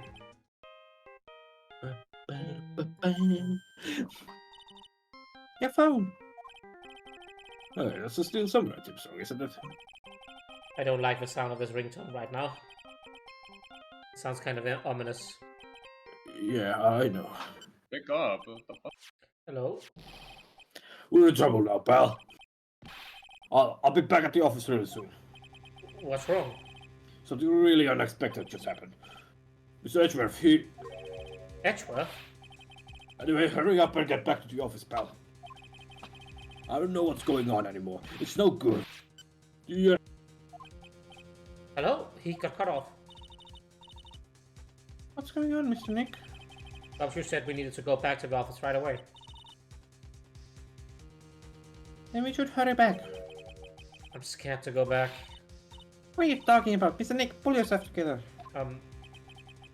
Maybe it'll be good news. Somehow I doubt that. Edgeworth got itself shot. We are against Franciscans now. My favorite. You're gonna pull out Pain for the trial. Yep. Took you so long, pal. You sure Edgeworth couldn't stick around forever and had to go? Well, One what second. happened? We got him. We know who bought that spy camera. Yeah? This quickly. And this bear's what gave them away, pal. He just has it. The bear? I figured it out, pal. I figured that we should have been looking into the bear instead of the camera. But wasn't it Mr. Edgeworth that big? Shh, pause and go on. There's only one person who bought one of those bears who's related to this crime. Who is it? Who would be so rude as to spy on another person in their room? Madame Guard. Huh? Madame Guard. Your client, that's who, pal. And here I thought things couldn't get any worse. Oh. Are you sure you heard right? That the person who bought this bear was... I heard it from the department store clerk, pal. This is the credit card receipt for the purchase. It's for 3.8 thousand, pal. That's an exact match to the price of that stuffed bear. receipt. That's all you have? Nah, it's not just a receipt, pal. The store clerk says so himself. I'm back. He told me I'm sure I sold the bear to Mr. Angor. Oh, Back. well, I mean, the clerk even got Mr. Angor's autograph out of it, pal. So I'm sure the person that bought the stuffed bear was Mr. Angor himself. My side is failing. It can't be. But that's the rabbits of forward. So what about the spy camera we found? Oh, that was a dead end, pal. I mean, you can get this kind of thing from anywhere. But for now, I guess I can give this back to you for you to file into evidence. I know you don't want to give up, pal. Never thought. I didn't think it was possible. The person who put the spy camera in Juan Corrida's room was Madame Guard. Why would Mr. Angard do something like this? I bet it was to catch Miss Andrews and Mr. Corrida in one of their rendezvous. I bet it's not good enough for me. I have to know the absolute truth behind this camera. You're going to see him? Mr. Angard, I mean. Yes. I'm scared, Mr. Nick.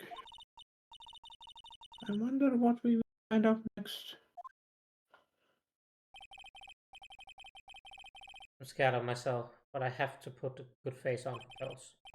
Madame Guard, what in the world have you done?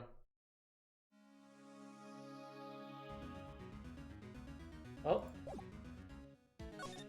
It is time for Ian to shine. dear God. I don't know about Oh. trying. Oh, great. You're working really late, you know. It's already past 10 p.m., dude. I think it's time you told me the truth. Relax. You know that ignorance is bliss. If you really want to know, let's talk. Oh. Take that! Take that! That's how I open a conversation. And the break's fucking 5 of them. Jesus. The number doesn't matter, they put however many they feel like. Now, let's hear what the secret of yours is. What if Mr. Corrida had been successful in his plan, what we have disclosed? I told you before, dude, I don't know. I don't know anything about Juan, okay?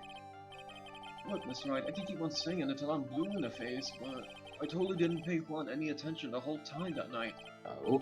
I mean, come on, I was in the middle of a nap. Don't lie to me. Huh? I know that you paid close attention to Mr. Corrado, especially on that night. From the camera? Yeah.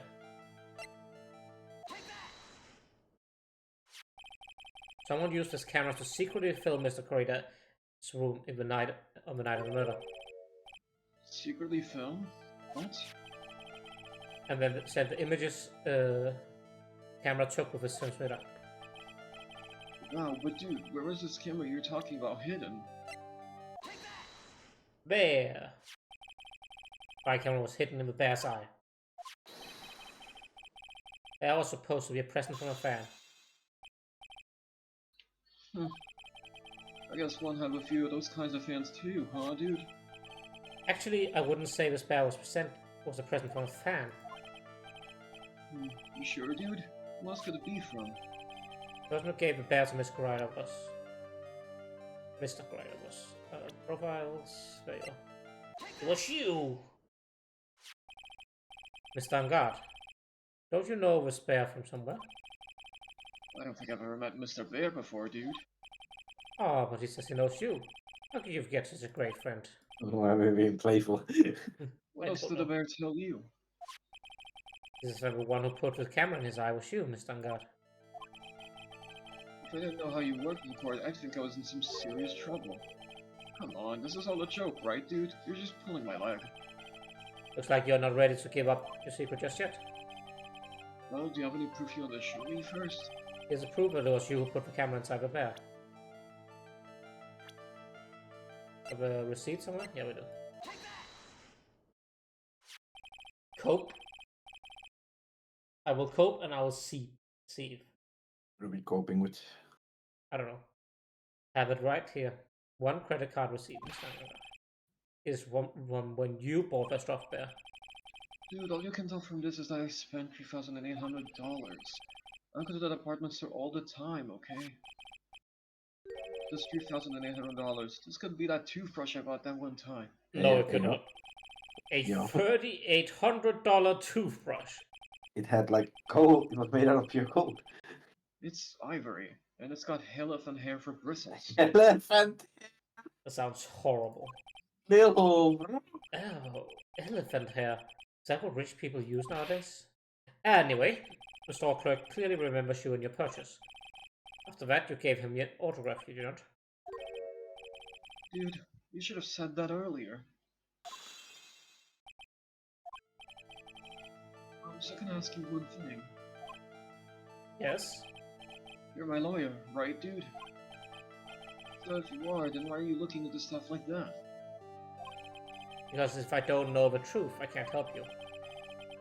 This is more like stupid lawyer talk to me. Hey, let's stop talking about this, okay? No, not yet. I haven't asked you why you set the camera up yet. And what your secret is. Of course. It will be strictly confidential. So, what are you going to do now? I'm going to find out what I want to know. As I must. The real reason you hid the camera in Mr. Corrida's room and filled the secret is...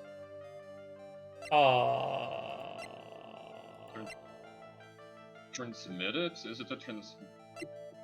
Do, do, do, do. No, then, yeah, that one. I don't think that's it. Oh, it's not shit. Well.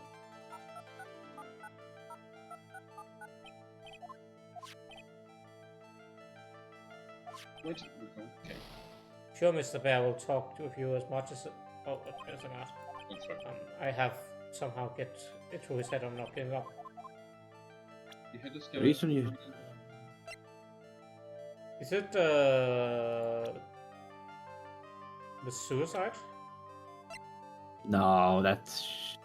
I mean, it's motivation, but there shouldn't be like. Oh, no. He just wanna see that the murder is there literally in. It could be the Shelly the Killer card. It's Yeah, either him or the card. I'm thinking it's the card. It was a card, okay. What is this card? Maybe he doesn't know about this card. This is a certain man's calling card. The man's name is Shelly the Killer. And I'm sure you know of him, don't you? Shelly the Killer. That's ridiculous. I agree. Why would I know some shady scumbag like him? If you really don't know him, then why are you acting so jumpy all of a sudden? That's it, I'm finally starting to get to the truth. Can't afford to make any more mistakes now. Mr. Madankard, I know why you know the killer is because What the you're a fuck hero are these of options? justice. Why even make it a multiple option at this point? Since you're the one who set up the camera, it means you knew. You knew exactly what was going to happen in that room. So how? How would you know something like that? It's because you're his client. That's why. You hired Shelley the killer to assassinate Mr. Juan Corrida. The real mastermind behind this whole murder is you, Melangard. And here I was, trying to be a good boy for you, dude. I thought if you didn't know, you'd be able to do your job without feeling bad. Well, that's what I thought anyway. Mr. Angard, you really did hire. Hold on a sec, I'm gonna consult myself, okay? Hey yo. Consult myself? Well, I guess it's probably about time anyway. About time for what? I think it's time for you to meet him now, Mr. Lawyer Dude. Well then, Oh no, he's an edge lord. How do you do, Mr. Lawyer? I'm Matt Ungard. Where'd you get the fucking chalice? what the I fuck don't is know, going on? Why the fuck he has brandy on? How did he get this into prison? I like to think that guard just sitting there trying to keep a stone face. He has a Yeah, fucking everything. drink of like brandy. Well done, Mr. Wright. Give him a Bond villain voice. It's the Bond villain voice. What's that voice? What? I bet it wasn't easy to get him as much information as you have. You really... So you are Shelley the killer's client. You didn't really think I would dirty my own hands in this, did you? What do you mean? That woman, Adrian, was quite brave herself. Trying to stick the crime on me, I didn't think she had it in her. But all I care about is that Juan is dead. Isn't that right, Mr. Lawyer? You're lying. That's terrible.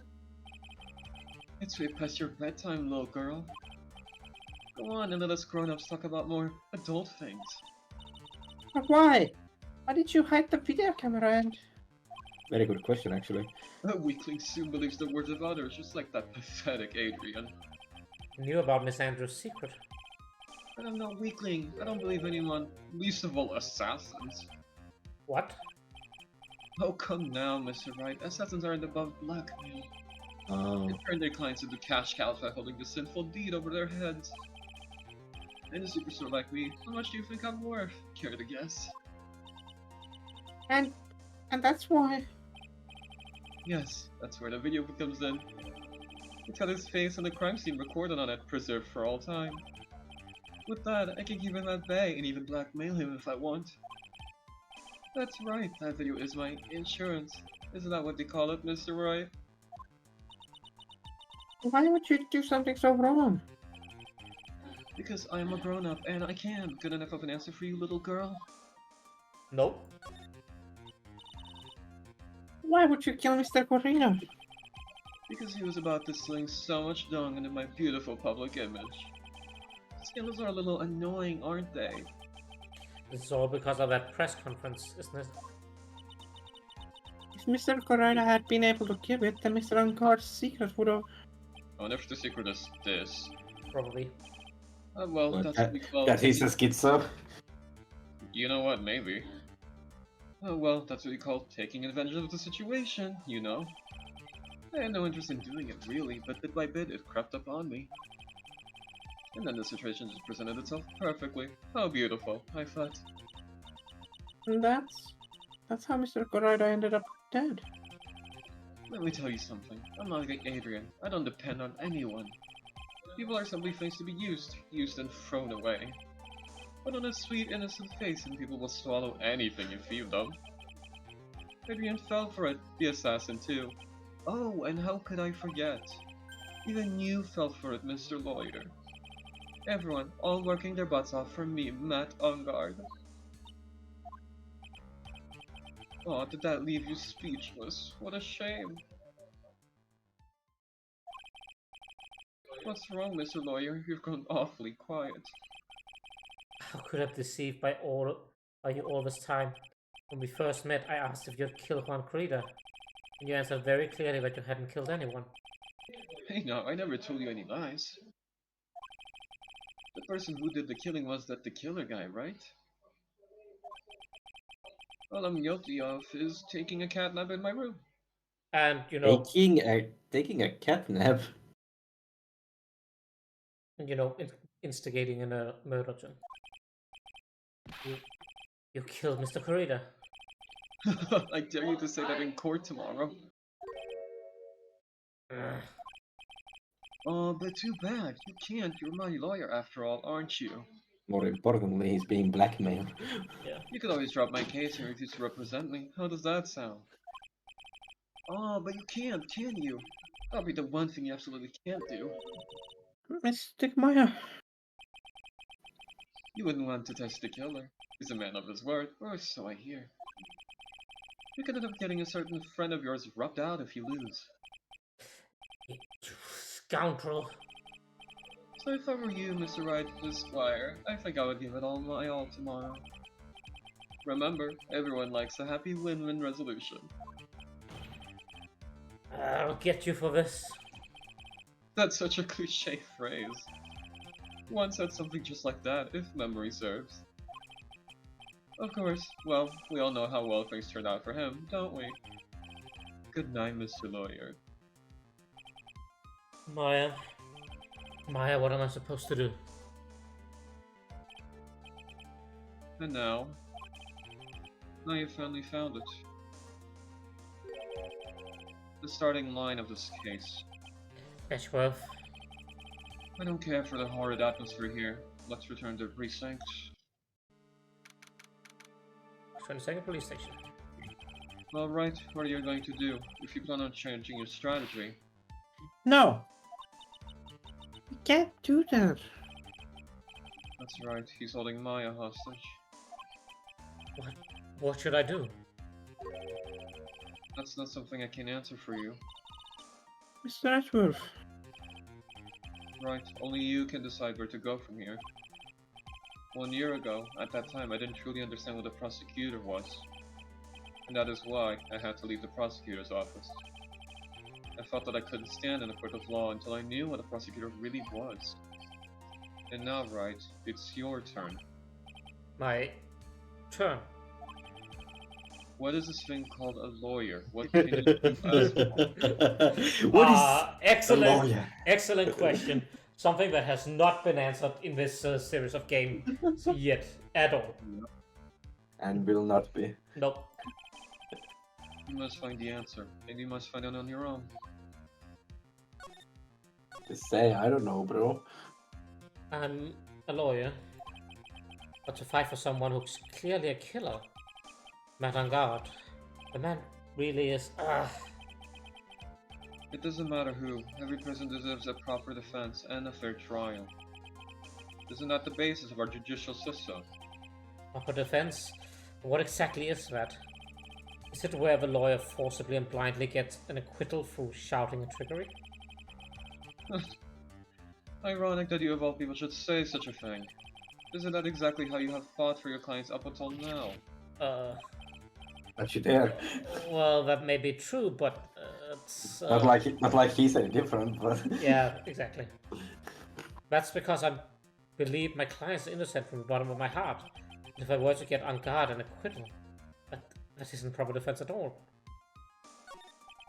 I became a lawyer because I thought I could save people who were suffering and in pain. But when I look at this mess we're in, I can't even protect the person closest to me. Even if I win the case, I still lose it in the end. I just don't know what to do. Right, would you get a hold of yourself? You have it all wrong. Huh? We aren't some sort of heroes, we're only human, you and I. You want to save someone. That's something easier said than done, wouldn't you say? That's... You are a defense attorney. You can't run away from it. You can only fight. That's all you can do. People like you and Franziska von Karma are always using all you have to pin me down. You fight to the very end, even when you know the truth is not with you. But I'm not like you. I can't fight for a false verdict. A man I clearly know to be guilty. Francesca, she fights for herself. The only thing she fights for is her perfect win record. That's all. And isn't that the same as you? Isn't that why you ran away a year ago? Because your precious win record was destroyed? You are so petty. I see. Now I understand why you despise me so. However, you're mistaken. What do you... Thanks to you, when you sealed off my path to a perfect win record, I began to realize the error of my ways. I realized that things such as a perfect record were meaningless. What do you mean, what? What? I don't believe you. Are you saying that is why you left the prosecutor's office? Yeah, that's obvious. But then why? Why are you here now? The answer to that is something you will find out on your own. Stop saying that! Yeah. I have faith you will see it before the verdict is read tomorrow. Yeah. But if you can't, then you will be powerless to change the ending of the story. Beep, beep, beep. Isn't it? Transceiver. I am sorry for what happened earlier. No, Mr. Attorney. Do you wager you can obtain acquittal tomorrow? My, what is the matter, Mr. Attorney? I don't sense your usual anger this time. Tell me, please. Why are you holding Maya hostage for Mr. Engarde's sake? Why are you doing this for that cold-blooded killer? Right. Please don't misunderstand things. He is my client. Don't toy with me. A man who hires an assassin is just as much of a killer himself. I believe you were asking for reason as to why I'm doing this. Yeah. This is what I like to call my aftercare. What the heck is aftercare? My name carries a certain amount of honor and dignity, Mr. Attorney. I take great care to ensure that no suspicion falls upon my clients for my handiwork. That is why I call client relations, and it's part of an assassin's duty. An assassin's duty. We were unlucky this time, and my client was arranged as a suspect. As a result, I did what I had to do to enlist your expert help, Mr. Attorney, and to ensure that you will do everything in your power to the very end. What is your name? I believe I told you once before. Oh well. You did, but my name is the Killer. Shelly the Killer. You're Shelly the Killer? Why are we... Wait, why is this a plot twist? I don't know. Please keep in mind, you do not have much space to maneuver with me. As the AD Killer, I always finish what I set out to do. If you fail to keep up your end of the bargain, it will be my duty as an assassin to see that she receives a nice long nap. Oh, well, that's nice of him. No! Now then, if you will excuse me, if someone were to trace a signal back to me, it would be quite troublesome. Oh. Meow! It's him! Meow! Mystic Maya. I don't know what to say. Edgeworth, Hmm? did you hear that? The end of the transmission. Meow. Oh, that, it sounded like a cat. A cat? It can't be. That cat. Yes, that's the only cat that It's exists. the only in cat the- in existence. Only cat Oh. here in South America. Welcome, Raiders. Hello, Lily. Hello, everyone. Welcome in. What were you playing this time? Why is it not telling me? Oh well. Lily Raid, welcome in. Well, We are in the middle of a case. Hello, Crow. Welcome in. We have just figured out that this is the only cat in existence, and it is has just revealed to us where the murderer is hiding out. So, yes, this is a good kitty. Hope you had a great stream, Lily. What was it today? What is it called? The epic battle fantasy thing? It was good. Nice to hear. That childhood game of yours. And why can't I remember the name right now? One of those old browser games. Oh my god, there's that emoji. The blob dance?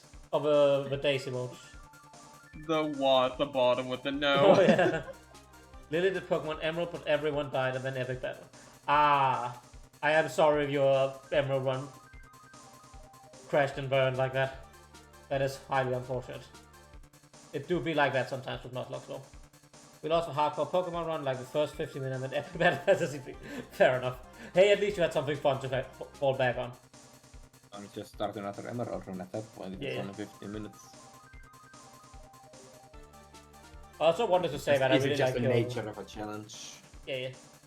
Enjoy the lurk crowd, bro. Why can't I speak? It is just the nature of the challenge that you are going to lose sometimes. You would know. I haven't done Pokemon Nuzlocke, so no. Oh, fair enough. But you have lost plenty. I'm gonna make you do one. Pro There will Bulbasaur be managed enough to do pretty.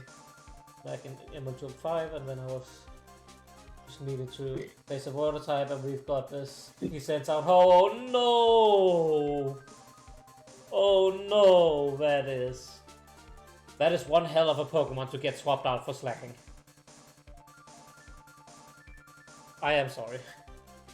But it is one of the ones you could expect to see. Yeah, rip.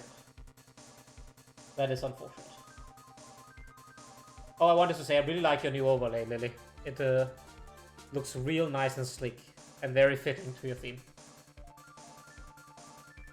That's a sight you really thought you could beat me. Yeah. Anyway, we're back to the good kitty. I think I know where Shelly the Killer is holding Maya hostage. Edgeworth, have all police units head for On Guard mansions immediately. Alright, you hurry over as well then. Don't lose hope yet, pals. The fight has only just begun.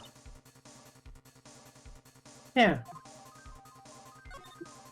I don't know, if police race there and he actually isn't there with the hostage, that will not turn out well, I think. We just have to go say hi to you first and then go to the lobby, because apparently we have to go there and... We're not gonna call him with, come on. Come on, follow us. Gumshoe's not going with us. There's a bear near the door now. Maya! See, bears are evil. He was right. Mystic Maya! We have this area completely surrounded, there is no way for him to escape. Assuming he's still in the area. I can't believe it. But Butler, all this time, he was the killer. Oh my god. He and On Guard were working together all this time. I'm sure they had worked out a contingency plan ahead of time. Can I move in that door now? No? Okay, I have to examine it, I guess. Just click the bear. It's a figurine of a bear. There are a lot of guts in it for some reason. A wooden bear-shaped figurine, it covered in many thin scraps. Yes, it's, I didn't see any. A bear? Isn't that more of a thing for Mr. Karaida? How would something like this be here? Right, look down, there's a little pet door installed here. Sure as for sure. You think that this came through that little door? This door, just locked. Well, I'm pretty used to breaking doors down by now. Let's go, Edgeworth. Is he? Apparently. Yeah, he broke one on Morgan, Oh yeah, that's true, the double doors. But any other? Ah, there's no one here. When it looks at this room, I would say this is On Guard's private lounge. Look at this, right? An antennae for sending and receiving radio signals and a VCR. Check inside the deck. If there's a tape, it would be an important piece of evidence. If we're lucky, it will have a moment of a crime committed. The crime was committed. Yeah, I'm sorry, I can't speak. Brain dump. Oh, that's Edgeworth's turn. I'm sorry, but the tape deck is empty. There's no tape to be found. No. There's no mistake that someone used this to record something. It looks like someone took the tape we're looking for and escaped with it.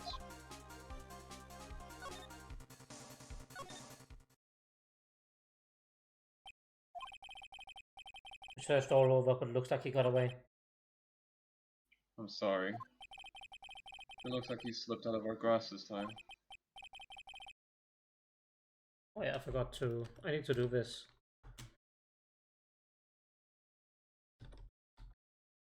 It's not a very good streamer, but definitely knows what he's doing. Please tell me that is actually working. Have it set out. Set up. No? Okay. Excellent. I don't know why that's not working. You'll just have the old-fashioned shout out instead. There we go. Go follow Lily. She's great. Agreed, follow Lily. Don't give up yet. That little girl is looking to you to be her pillar. Yeah, you're right. We're close, I can tell. We already set up checkpoints along every route leading out of this district. Leave the rest to us. Our base belongs to us. My... Sorry, what did you say? No, all our base belongs to us. Or Oh whatever yeah. the fuck. All your bases belong to us. Yeah. This looks like a picture of Miss Impacts. With love, Celeste. Miss Impacts. You mean, Yes, Mr. Kryder's former manager.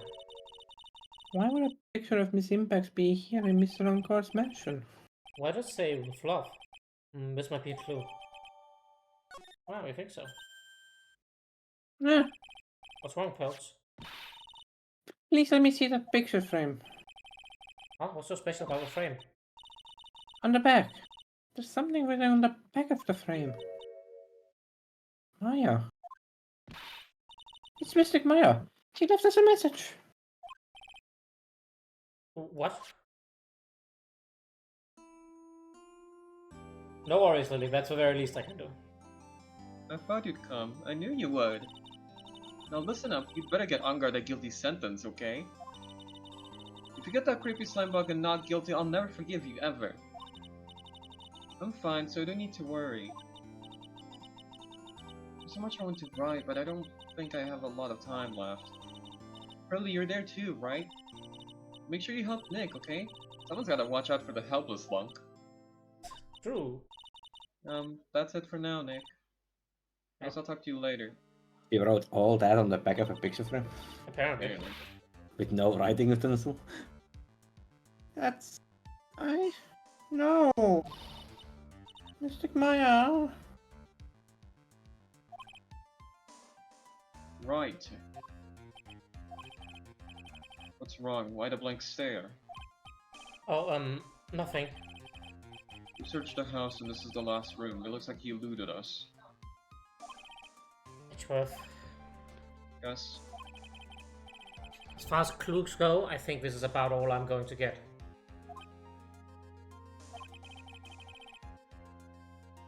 I'm still short one last thing. Psychic compression? You think that's how she got all of that onto to the back of that picture frame? That's not a psychic ability I know of, but I'm also not psychic. Yes, a really tiny handwriting. Then what is that?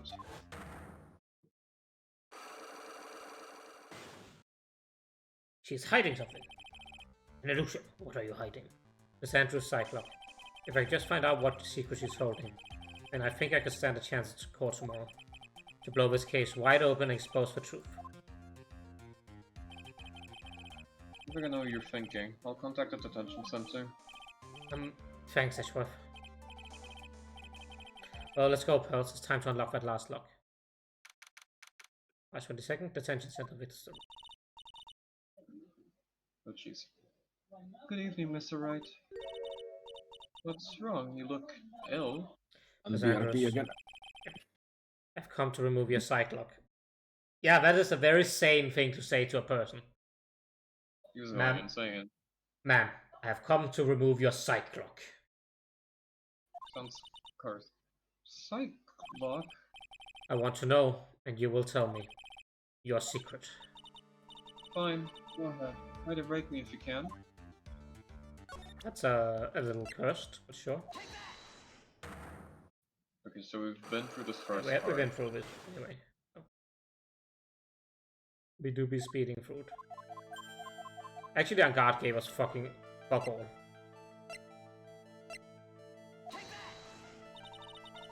Oh. So you got it correct with the Celeste profile, and then we... Oh yeah, I forgot. I am very, very dumb. You're not dumb. Anyways. I am very silly. Yes. In what And relation? now we have something. And now we can show it. Yo. This. Yo. This is a photo of Miss Impact, correct? She looks younger than when she passed away, though. What? With love, Celeste. This is Miss Impact's handwriting, isn't it? Where did you find this? No, that's alright. It was a rhetorical question. Yeah, it is. I found this as Mr. Angard's mansion. And after all this time, my last remaining secret has been revealed. Man. We have mentally broken this, unfortunately, mentally ill woman. Go us! Yep. My friend. Celeste. She was supposed to get married to Juan. Yes, but I heard that it didn't work out. Because Mr. Corrado didn't want to get married to her anymore, right? Yes, because of Matt. Because of Mr. Angard. What do you mean? I can see where this is going. Celeste. She was Matt's manager a long time ago. She was the happiest woman in the world at the time. I was working part-time back then, and I often saw the two of them together. So that's why. With love, Celeste is written on the frame of the picture. They were a couple. That's Oh, a sorry. apparently. Yep. They were a couple, weren't they? It wasn't anything as splendid as that. Celeste was being used. Toyed with until she was thrown away. That? Oh, tell again. That's so horrible. Yeah, I'm not even noticing that it's probably any of these lines. Matt's entire image is built around how nice and wonderful of a man he is. A scandal would have destroyed that. Which is why Celeste and her kindness moved over to Worldwide Studios. And that is where she met Juan. She seemed really happy with him, even now happier than when she was with Matt. Celeste and Juan were such a good match, they were even planning to get married. And then, it was suddenly called off. On the night Juan called their marriage off, Celeste, she killed herself. And that's why I framed Matt. It was revenge for Celeste and for myself. I'm sure even you can guess why Juan called the wedding off, right? Matt confessed to Juan about his relationship with Celeste. Very rude and manipulative. I see. So that's what happened. What? Then why did Mr. Corrado have to call off the wedding? I don't understand at all. It was probably because of his worthless male pride. Male pride. What? Is male and bride? Juan and Matt were always fierce rivals. Matt waited for the wedding announcement and then unleashed the truth on Juan. He was aiming for when it would hurt Juan the most. What, just that they were exes? That's it? Apparently. What? I don't get it. I don't get why that would go off. If the ex came to me and went, yeah, I dated her once, I would go, okay, and? I'm thinking it's because they're already rivals or whatever the fuck. He got way too triggered about it. Or Still, it's in the past, though. What? I don't know. It's Impex. It's Impex. That wasn't the end of it. That day, I'm almost certain that Celeste left a suicide note behind. And in that note, she left a detailed account on Matt's various misdeeds, and so that she would never again be hurt by Matt, she chose to die. Then when Juan discovered her body, he hid her note. What? Why would he do that? It's simple. Juan realized the note was a powerful weapon against Matt. And it would be especially damaging to his refreshing like a spring breeze image. It's always just some regular ass celebrity drama. Doesn't seem that bad. In any Yeah. case, with his pride hurt, Juan sought revenge. Revenge, that's that word again. Juan wanted to publicly disclose the contents of that suicide note. At the time when that would cause Matt the most damage, of course. And that was at the press conference after the stage show. I know all about it because I heard it all from Juan. They're both bastards. It was so I could find out about all of this that I drew close to Juan to begin with. You're quite a pair of hideous monsters, aren't they? Oh, thank you. I'm glad someone said the truth. Hey, Celeste, I said it first. Even Celeste left for something for them to use in their game. Sorry, crap. I meant someone in the game. Oh, thank God I'm not in the game. Yeah, exactly. That night when I found Juan's body, it was only natural that I thought the murderer was Matt. Those two were always spying on one another after all. As for me, I was frantically searching for Celeste's suicide note. I wanted to destroy it before it ever went public. I was going to burn it. I even brought a lighter. But I couldn't find the suicide note. That's when revenge crossed my mind. Yes, I was going to bring to them my own kind of cruel revenge.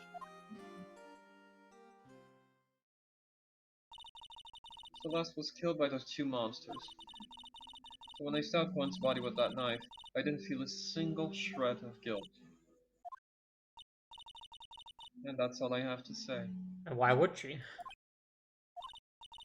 Well, Mr. Wright, even knowing all this, are you still going to help that man?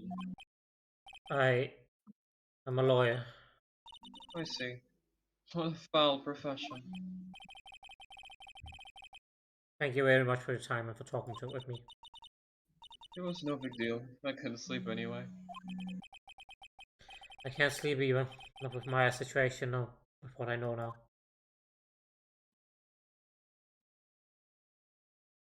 To be continued. Right now. Again. Might have a quick word from your save file. We are sponsor, Belg.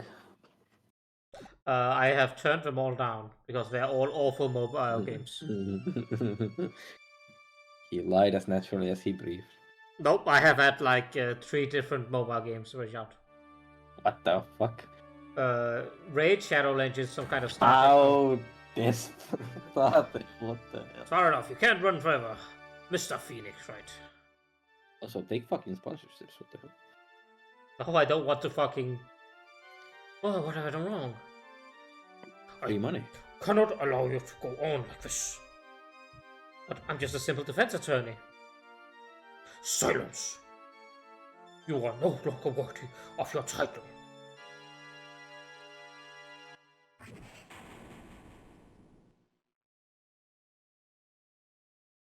Man, Snack. I have a stream before, someplace, some time ago. As if this day was written into my destiny. Today I'll stand in court as a lawyer. Prove a killer innocent.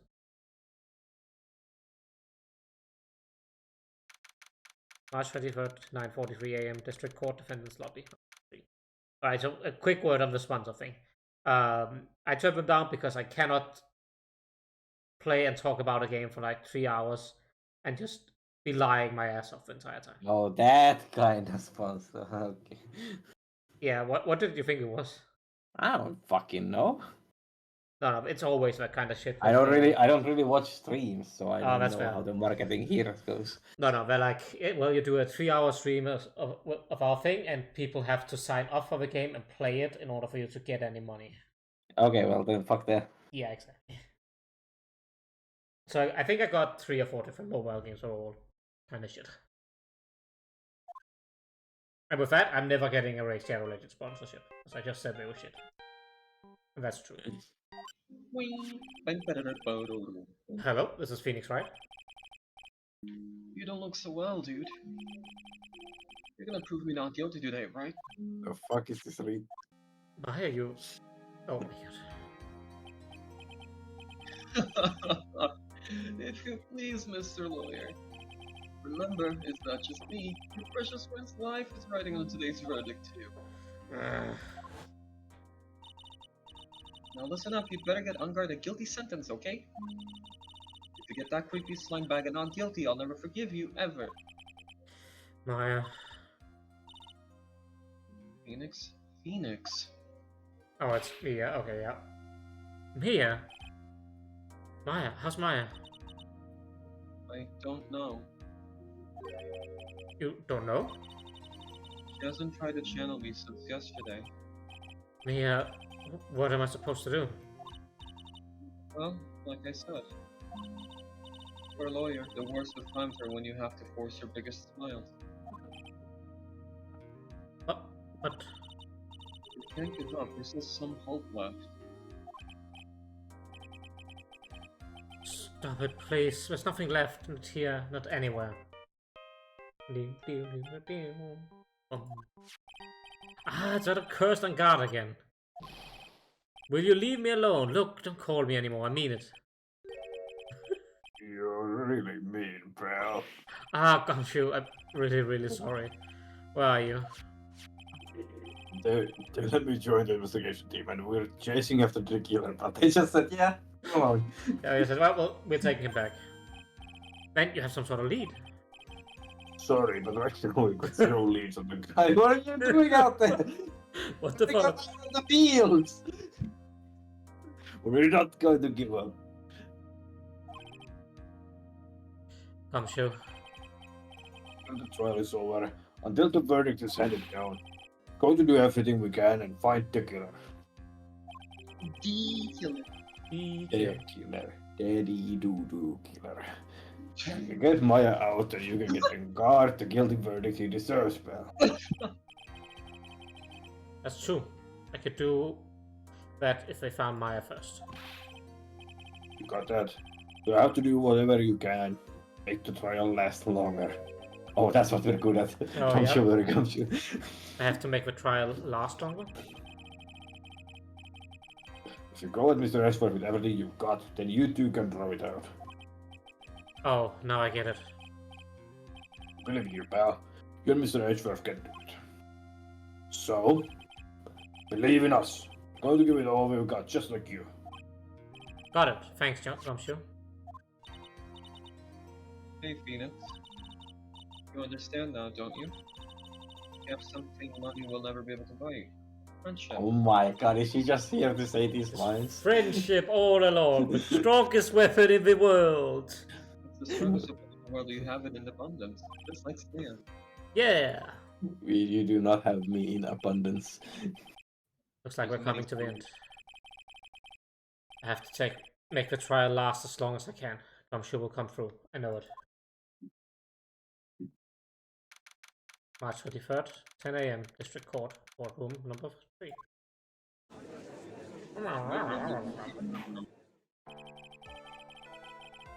Court is now in session for the trial of Must Guard. The defense is ready, Your Honor. The prosecution has been ready for a while, Your Honor. Good vibes indeed. Now, as I recall, we concluded yesterday's session with a big mystery on our hands. The mystery being exactly what Miss Adrian Edgeworth's role was in the murder. That is to say, is she really connected to the crime itself? Mr. Edgeworth, Will you please inform the court of today's proceedings? Adrian Andrews. He forged evidence that threw suspicion onto Mr. Vanguard, and then proceeded to escape the crime scene by wearing Nichols' samurai costume. The guilt of these actions are those from which he cannot escape. Then you're saying that she's guilty after all. I'm not finished, Your Honor. Miss Anders has nothing to do with committing the actual murder. I would like to direct the court's attention to this card. What is that? It looks like a shell. This is the calling card of a certain assassin. Assassin, you say? Yes, one Kurita was killed by a professional assassin. And the person who hired the assassin is lying, so to speak, is Matt Vanguard. What a surprising turn of events. I would think it's become commonplace by now, Your Honor. I know what's going on in this time, so I know what everything Edward has said is true. We still have to hold out as long as we can. At least until Maya is safe and sound. I know how the trial will. I wonder how the trial will turn out today. Now then, please call your first witness, Mr. Edgeworth. The prosecutor calls the defender's mentor, Mr. Will Powers, to the stand. How is he the He's making Hey. shit up. He's Hey, probably I get to have a voice in the trial. Let's go. He's making it up 1,000%. Now then, witness, your name and occupation, please. Okay. I'm, Powers. I'm a poor, underpaid action star. They don't pay him? And what is your relation to the defendant? Ah yes, the gumshoe of the acting world.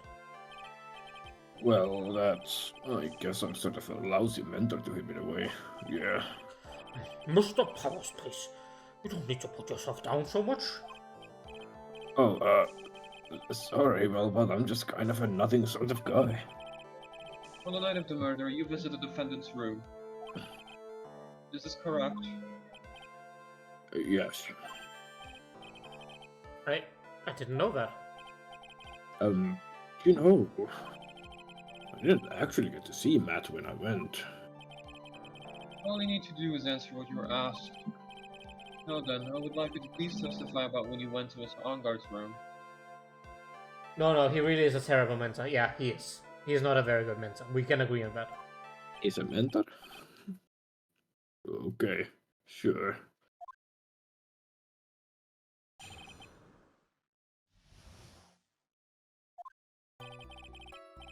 After the award ceremony, I went by myself to Matt's room. I was standing there in front of his room, still in his Nichols samurai costume. Well, our butler friend is here, sir. I was talking with someone. At first I thought it was the bellboy. I watched the two of them for a while, but then I gave up and went back. I had guests with me that night, and I couldn't make them wait for me. That was ours. Nothing sounds out of place in Mr. Powers' testimony. Talking with a bellboy is no big deal.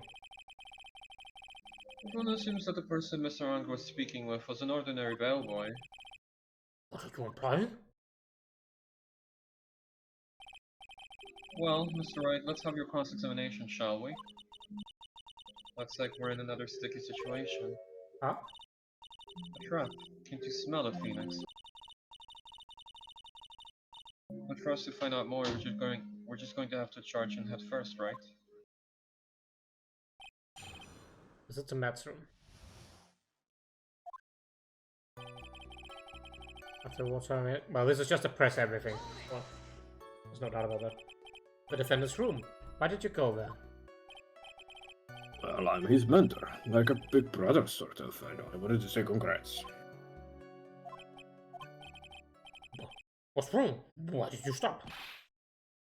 Mr. Wright, What is it? you're going to try to trick me into, aren't you? Huh? I know I'm just a poor, underpaid action star. Okay, dude, calm down. Well, I'm not the killer. Oh, yeah. You know what? That's a fair fear right now. Considering he was falsely accused once, yeah, fair enough. And Phoenix And has a if- tendency to, Find the killer among the witnesses. yeah. No one said you were Mr. Powers. Oh, please, don't trick me. Every time you do your thing, the witness suddenly turns into the bad guy. He's self-aware every time. Witness. Help! Yeah. Personally talk to the defense at a later time. In the comfort of our bedroom. So for now, please kindly cooperate in proceeding with your testimony. Sorry. You were in the defendant's room, and then? Hey, wait a minute. When and how did I suddenly turn into a bad guy here? Oh. Are you sure that was Madame Guard? Yeah, I'm sure. He wasn't wearing the Nickel Samurai mask then. If that's the case, he really can't be mistaken. And what was the defense doing standing in front of his own room? Be press. Pressing me. At first, what do you mean by that? Well, he was in a bellboyish uniform and had a bottle of juice on a tray. Sounds like an ordinary bellboy to me. Yeah, but I didn't think he was a normal bellboy. And why was that? Why did I think that, Mr. Wright? How am I supposed to know? Sorry, but I get remember it. Sorry. Guess I'm going to have to wait patiently on this one. Oh my god, that's our excuse for not being able to jump ahead. Jesus. Wee. Yeah, that was juice. Normal, everyday tomato juice. You saw the two of them. Favorite. Sorry? Your favorite. Oh yeah, I love tomato juice. Absolutely. You saw the two of them, the bellboy and the defendant together, correct? Yeah, bellboy just wanted to say congrats. Now, while you were watching the two of them, did you notice anything strange? I did feel something weird. I think it was because Matt, well, he gave the bellboy a tip. A tip? That's a perfectly normal thing to do. So, how did you watch the two of them? Not more than a minute or two, I think. Okay. So who are these kids just talking about? You guys, of course. Even Maya and the little boy. I thought it would be really rude since I invited you guys if I disappeared. Turned back to my seat pretty soon after seeing Matt in the hallway. This is like squeezing water from a stone. Probably pointless to press further. You remember this incident? Did Mr. Powers leave his seat that night? Don't remember that happening at all. Maya was making such a racket in a hyper state. Ended up focusing on her. I see. In any case, from his story, he probably wasn't gone for very long. Oh, do we press on this thing now? Because we saw everything? Yeah, probably.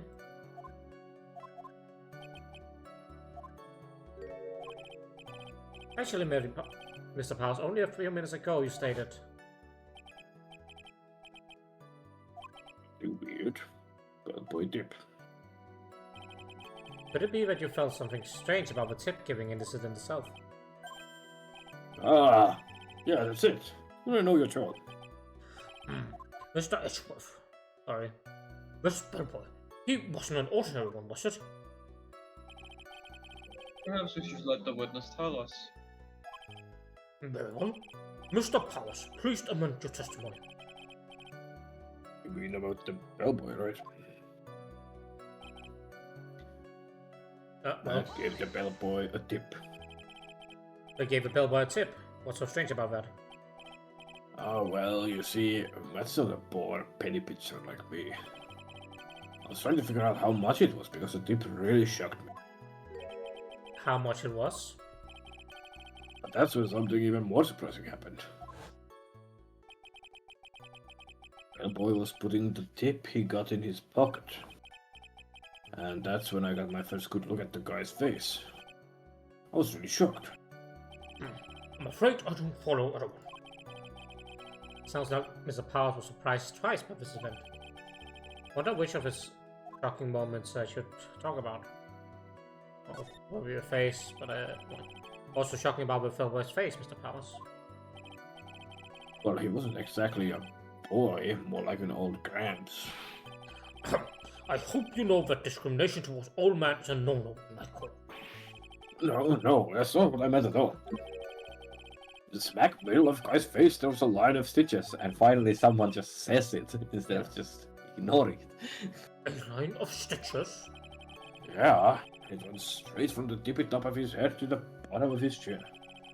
Almost like if that thread snapped, all the stuff in his head would come spilling out. Ew. Ah, he was there, at Angard's house. He was that butler. What is it, Mr. Wright? Nothing, Your Honor. So that means Angard was talking with the killer then. If that fact were to be exposed, Angard would be declared guilty in a blink. Phoenix, you have to play dumb here. Pretend you don't know anything.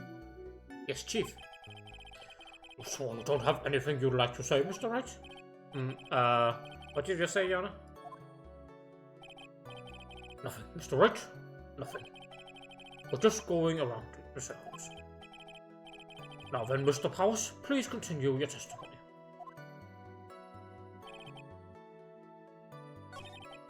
Well, we need to press on the other thing as well.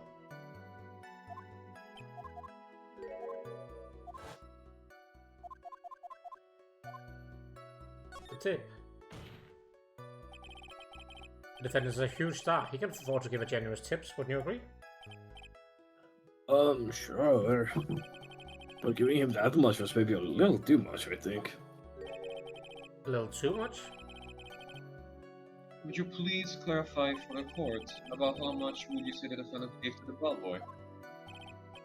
Honestly, I don't know. I can't even begin to guess. And why is what? Because he gave the bellboy a really, really fat roll of cash. A roll of cash. Ah, well, how interesting.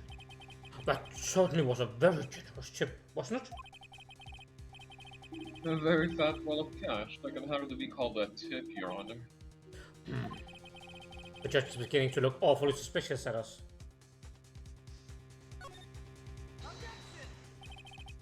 The defendant is a superstar. That kind of tip is typical for people like him. Are you saying that all superstars are super spenders? If I could receive large rolls of cash by simply bringing people things on trays, then why on earth would I be standing around here prosecuting? Something, you had to spend some time learning what a prosecutor meant to you. Something lore. Something meaning in life. He's got a point. I don't even get paid, let alone rolls of cash, or for all my hard work. How do you survive? So supposing that roll of cash was not a tip, then what was it? Payment, Your Honor. Payment?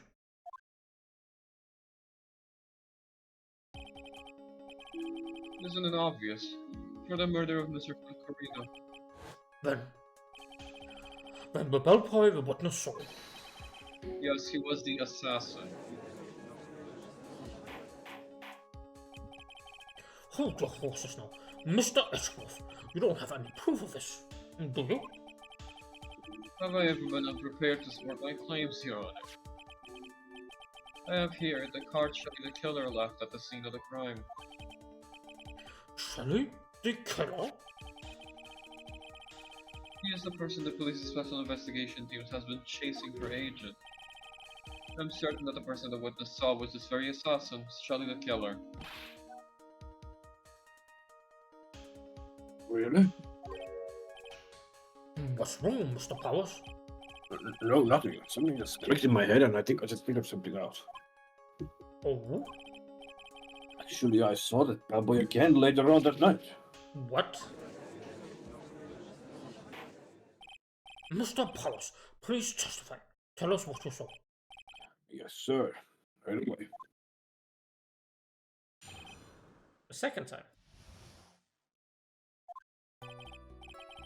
This time I was in that hallway because I had to go to the bathroom. And that's when that bellboy kid I saw earlier came out of the room. Of course, when I say room, I mean Juan Corridos. Now that I think about it, that bellboy did seem kinda out of place. He had to be the assassin. Sure.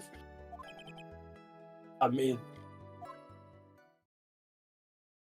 Yep, of course, of course. Thank you very much. That is all we need for now.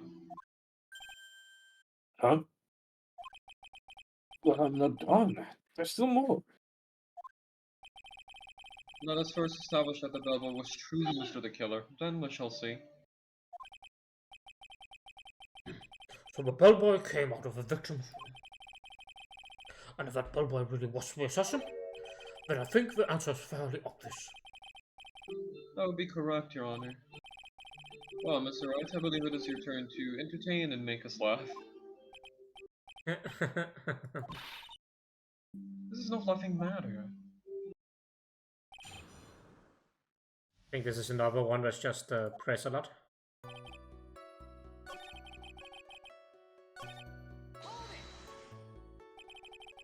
What time was that? Oh, well, I don't remember. The war ceremony ended around 8 p.m., right? And I went to Matt's room pretty soon after that. And then I came back. And then I went to the bathroom. So I guess maybe it was around 8:10 p.m. by up there. Wow, you have been just speeding around then. Well, not one for details. Are you Mr. Powers? Sorry. Also, he was just walking around in a gown, huh? And Yeah. tracking time.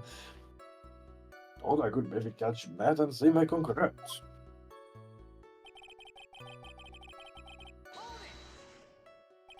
Are you sure it was the same bellboy? Yeah. And how could you tell? All the bellboys wear the same uniform after all. Oh my god. Well, you see, well, he had those stitches in his face. So I'm sure it's the same guy that was talking with Matt. So which room did the bellboy come out of? Of course, when I say blah blah room, The victim's room, huh? yeah, the one with all the really pretty flowers and teddy bears. That's Juan's room, alright. Words cannot describe how screwed I am. Let's continue with the testimony, shall we? Wait. Just keep pressing. So what exactly was so out of place about him? Right. Why the insipid grin? Maybe because I have no idea what damaging thing he's going to say next. Well, the bellboy was empty-handed. Empty-handed. That bellboy was one of those room service people, right? He wasn't pushing a cart and he wasn't holding a tray either. You'd call that a little strange too, wouldn't you? I'm getting called, excuse me, 1 second. I agree with this is a bit strange, Mr. Powers. But is it really that unusual for a bellboy to be empty-handed? What should I do? Should I let Mr. Powers' testimony slide, or... Try to pull a fast one! Hell yeah! There's nothing strange or unusual about an empty-handed bellboy. I agree. But there really is. It really isn't. Who's taking over? You're taking over. I'm back. No, never mind, never you're mind. not taking over. Never mind. If you are done being school children, bellboys are for room service. There's no reason for them to be empty-handed, ever. Your Honor, I ask that the witness' previous statement be supplanted with this new one. H12. Are you going to do whatever you can to make that bellboy look suspicious? I see. Very well. This court recognizes and grants the prosecution's request. Mr. Powers, if you would amend your testimony, please. Yes, sir.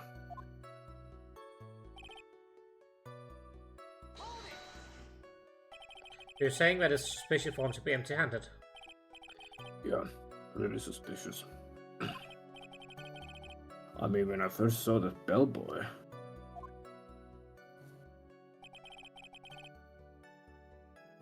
he was holding a tray in his hand. There was a bottle of juice and a wine glass on it.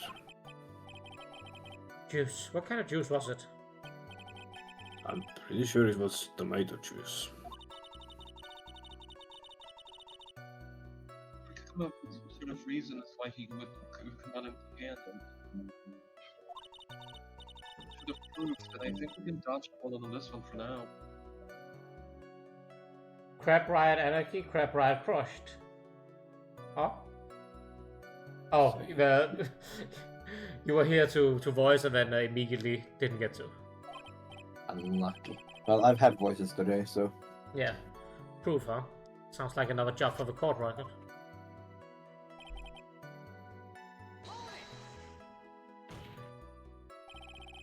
Please don't be so quick to judge. But it's kind of a Powers family thing. Think of every person as a thief. Well, I guess a thief and an assassin are both sneaky and silent. That's not the point, Phoenix. In any case, if that Belbo was the assassin, it would be very bad for us. But he really is the assassin, you know? Yes, but we can't give in yet. If you want to prolong this trip for as long as possible, we're going to have to pull some cheap tricks on this one. Well, there's a good reason for him to be empty-handed, to be fair. It's the wine glass. Mr. Powers, Yes. you're easily influenced by other people's words, aren't you? As soon as you heard the bellboy might have been the killer, you got caught up in believing it must be true. But isn't he really suspicious? He's got all those stitches and So, a baseball has stitches? Excellent argument. Are you saying baseballs are suspicious because they have stitches? This Oh is my- this is rude against all the baseballs. What's your tone, Powers? Powers, why are you being racist against baseballs? Thank you for the headbats, even. You will. Baseball profile. well, there's also what about him being empty-handed? Sloppy. Thank you for the sloppy days. Sloppy! I'd like to ask the court to please take a look here. What's this? The crime machine.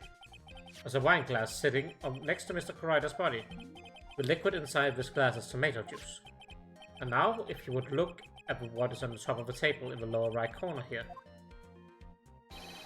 You can clearly see that there's a tray with a bottle of tomato juice on it. The bellboy had just brought this to Mr. Karida's room. He left the tray in the room, which is why he was empty-handed when he left. Only that the bellboy had seen and left a dead body in the room.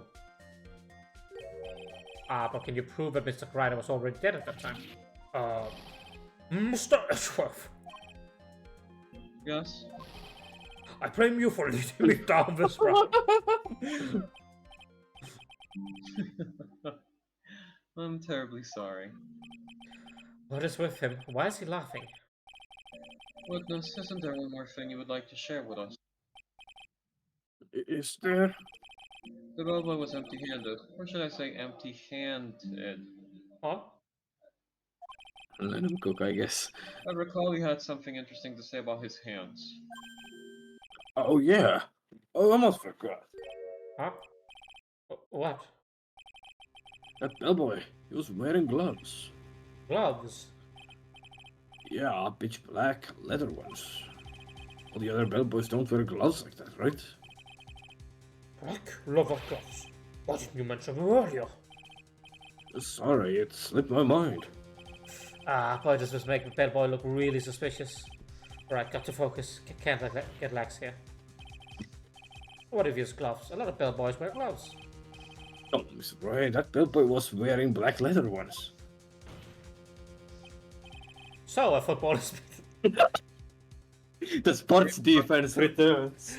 we really are just practicing whataboutism here. Oh, so you're saying that footballs are suspicious? Are you saying your footballs are suspicious because they're made of leather? I apologize to all the sports balls in our chat. Oh, you're saying all cows are suspicious because they have skin made of leather? Jesus. Oh my god. But man, he received a large roll of cash from the defendant.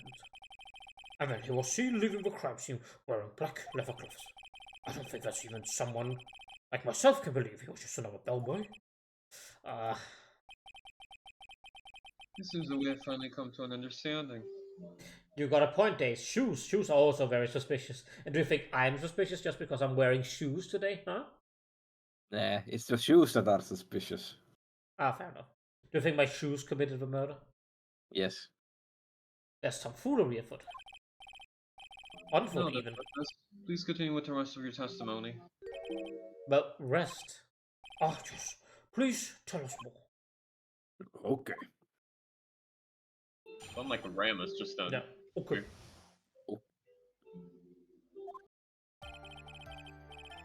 I believe once room, the bellboy went and knocked on the bat's door, just like that. Gave something to the person inside the room.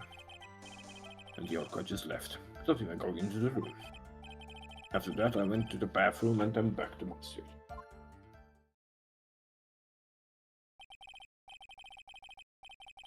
So, the bellboy, after leaving crazy, next went to the defender's room. Yeah, I kinda saw all that by accident. Some accident, I'd say you saw too much. And all of it was suspicious to high heaven. I think it's safe to say that we can no longer consider this bellboy to be normal. Now then, let's get started, shall we? Mr. Wright, your cross-examination, please. Yes, Your Honor.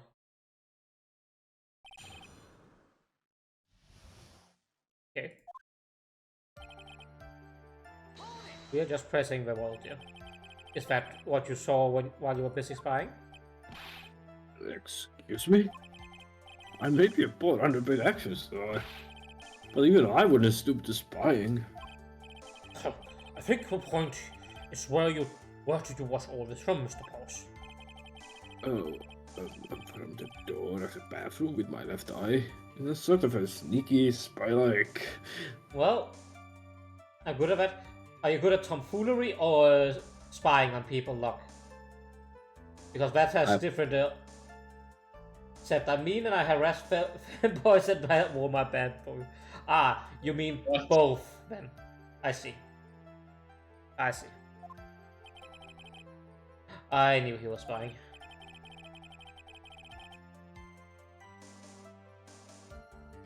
Yep. Oh, excuse me. Please, doesn't really matter if he was doing it over underhandedly. What did the bellboy do next? That's all I care to know. Oh, yeah. I said, hold it. Okay. That's still... what kind of statement is that? Please elaborate and give us a few more details. Oh, okay. I should probably ask him only one question at a time. Oh, wait, it's all up. Ask about something. He gave something to this person. Yeah. And what was this something? If I remember what it was, I wouldn't be calling it something, would I? Then how come every other witness always just refers to it vaguely unless we ask to clarify? But this implies that something was removed from the scene of the crime. Are you sure you really can't remember, Mr. Powers? I think it was something quite small. This is an incredibly crucial piece of information. Please try to remember what it was. I'll try. In the meantime, let's talk of another point, namely what the bellboy did next. Oh, so after he gave the person inside the room the thing. We're gonna have to come back to this then. Yeah. Just go through them and go back into the other ones. Where did this bellboy go after he left Mr. Gar's room? He opened the door to Viola Hall. Went in there, and who knows after that, right? I do.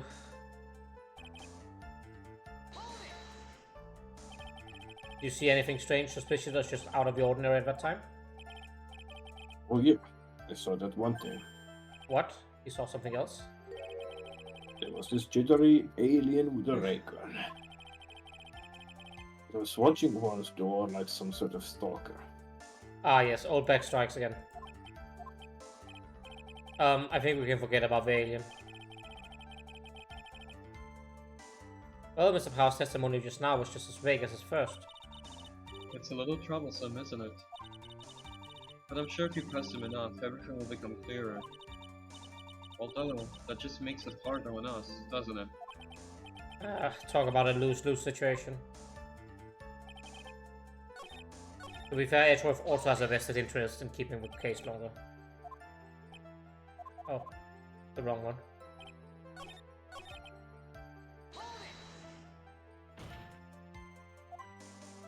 I like that this one is just, I said hold it, and then fill a dialogue. The person inside. So who took this something the bellboy handed off? Actually, I don't know.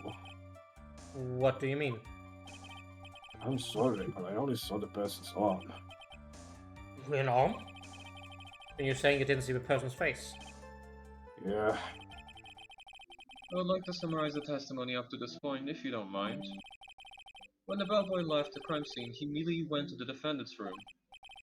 There, he handed a small item of some sort to the person inside. As for the person who received the item, all you could see was the person's arm. yes, it was just like that. Mr. Ashworth, is all of this really important? Of course, Your Honor, I think this is of the utmost importance. This is when whatever was removed from the crime scene was handed over to the client. Mr. Powers, please try to remember what it was the bellboy handed off. Well, let's see. I think it was... Oh... If you remember, please add it to your testimony. Yes, sir. Some sort of wooden statue. A bear? A statue? Yeah. Kinda looked like one, I guess. If I saw the actual thing again, I'd probably remember, you know? Looks like this trial will proceed. I'm going to have to come up with something, whatever the statue thing is, and show it to him. Oh, that was actual dialogue. I thought it was just looping. My bad. Anyway, this is a statue. It's a bear. Interesting, so that was in Fawn's room. What was the point of that pregnant pause? Where did that objection come from? Oh, speak up. It was me, Yana. What is it, Phoenix? A feeling that something bad is going to happen once I show this. Mr. White, if you have something to say, please spit it up. Yes, Yana. Okay, Phoenix, deep breath. Mr. Powers, there's something you saw. Was it this item? Oh, hey! That's it. That's the something. Oh, Mr. Wright, you really figured it out. I recall we found this in Van Ungard's mansion. At the defendant's house? What does this mean? It's simple, Your Honor. Surely the killer assassinated Aunt Karina in his room. And then he stole this wooden bear from the scene of the crime. Then the bear found at Mr. Ungard's mansion would be... It goes without saying, Your Honor. Van Ungard is the killer's client. You really dug yourself into a hole there, huh, Phoenix? Order! Order! Order! I said order! Mr. White, this is a most unfortunate turn of events for you. Yeah. Sorry, Mia. No, it's alright. Your judgment was sound. Actually, I figured the bear would come up. If not now, then it would have later on. Even if you hadn't shown it to the court, I'm sure your friend Edgeworth would have. I almost forgot that he knew about it too. I think it's clear that there's no need to continue this trial. I can't let this happen. I have to do something. Has to be something we've overlooked. Yes, you're right, too. Your Honor, a minute, please. Just, Mr. Wright? There's still a few points, but a point left that we have not fully explored. What are you trying to pull? Oh, well, we can't have that. Alright, Mr. Red, what is the questionable point you would like to explore further? The person who received the bear. There's one thing in Mr. Power's testimony that's very unclear. It was the identity of the person who received the bear. It's something to the person inside the room. Can't recall person's arm. As long as we don't know who it was who took the bear, we can't be sure of. Ah! What is it, Mr. Powers? If you're going to scream like that, at least give us a good reason why. Oh, yeah. Sorry. Actually, so... I remembered. I remembered who took the bear. What, so you did see him? What? Really? I mean, I only saw his arm. But the arm... It was the Nicholson. This seems, like... How do people just forget just obvious identifiable features? Also, where is the seam in his face? It has been, edited out for this picture specifically. You've got to be kidding. I agree. Are you sure of that, Mr. Powers? Yeah, I'm sure it was a Nicholson. Sure, order. Looks like you dug your own grave. Yet again. How many times is that today? I've lost count. Well, someone else was wearing a Nickel Samurai costume that night. The person who took... Oh, sorry.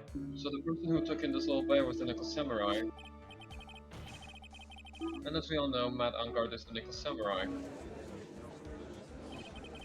Thanks to the defense, we made it all clear. What am I supposed to do now? Mia, help. You don't have time to act lost. You've got to find another angle to attack this from. Hurry! Oh, I will bring this cross-examination to Yana. Again, Mr. Wright. We will remove any and all questionable areas of this toastable. It's about time you were removed from the skirt, Mr. Wright. I have to find something. Even one more little point will do. There are still questions left unanswered. What are you trying to pull? Oh, we can't have that.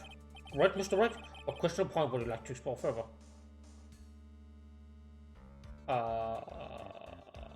This again? The bear itself? I don't know. I mean, the real answer Weird. from what we just talked would be to double down on the answer, but that don't seem right because it's the same Yeah. choices. Yes, we can call into question his testimony completely. Mr. Powell's testimony, of course. Uh-huh. I know that my testimony was kind of shaky, but... Your inanity stupefies me, Mr. Wright. I've already clarified all questionable points during the cross-examination just now. Wasting time like this, calling the testimony questionable. I'd say it's your head that's questionable here. Oh, that's an Eon-ass comeback. Yeah. Your Really face is questionable. Holding you in. It's time to save. Is this the bear itself? Unless it's...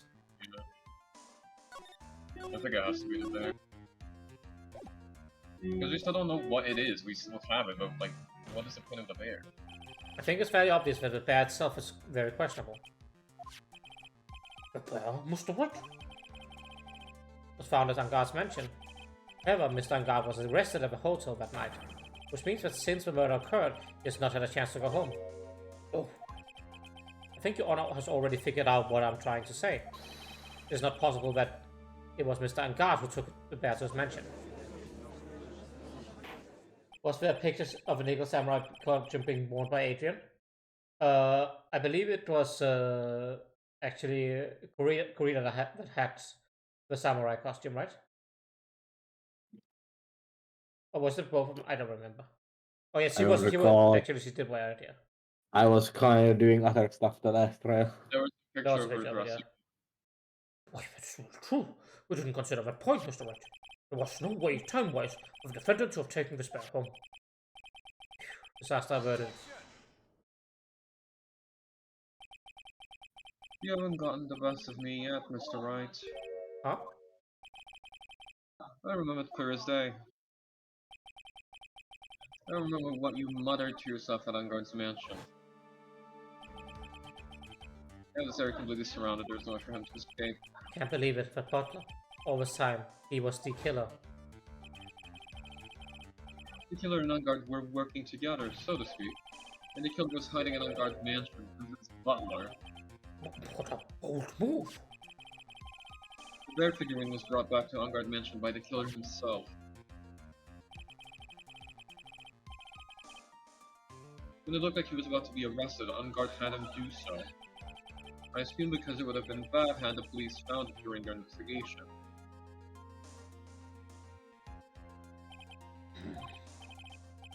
Well, Mr. Wright, you've been quiet for a while now. This is too much. Isn't there anything I can take at all? I think we've heard enough. We now know that why this bear figurine was at the defendant's mansion, as well as who was that received the bear from the assassin in his room. Everything has become very clear. The client who hired the assassin to commit the murder was Matt Ungard. I see no reason for this trial to continue. Therefore, I'll now hand down my version. Thank you, Your Honor, for your understanding. You see, Mr. Wright, you could not win against the truth, could you? I knew it would turn out this way. After all, what Edward stated is the truth. Any last objectives, Mr. Wright? Well, do I? What should I do? And on this note, we are going to save the game and call it for today.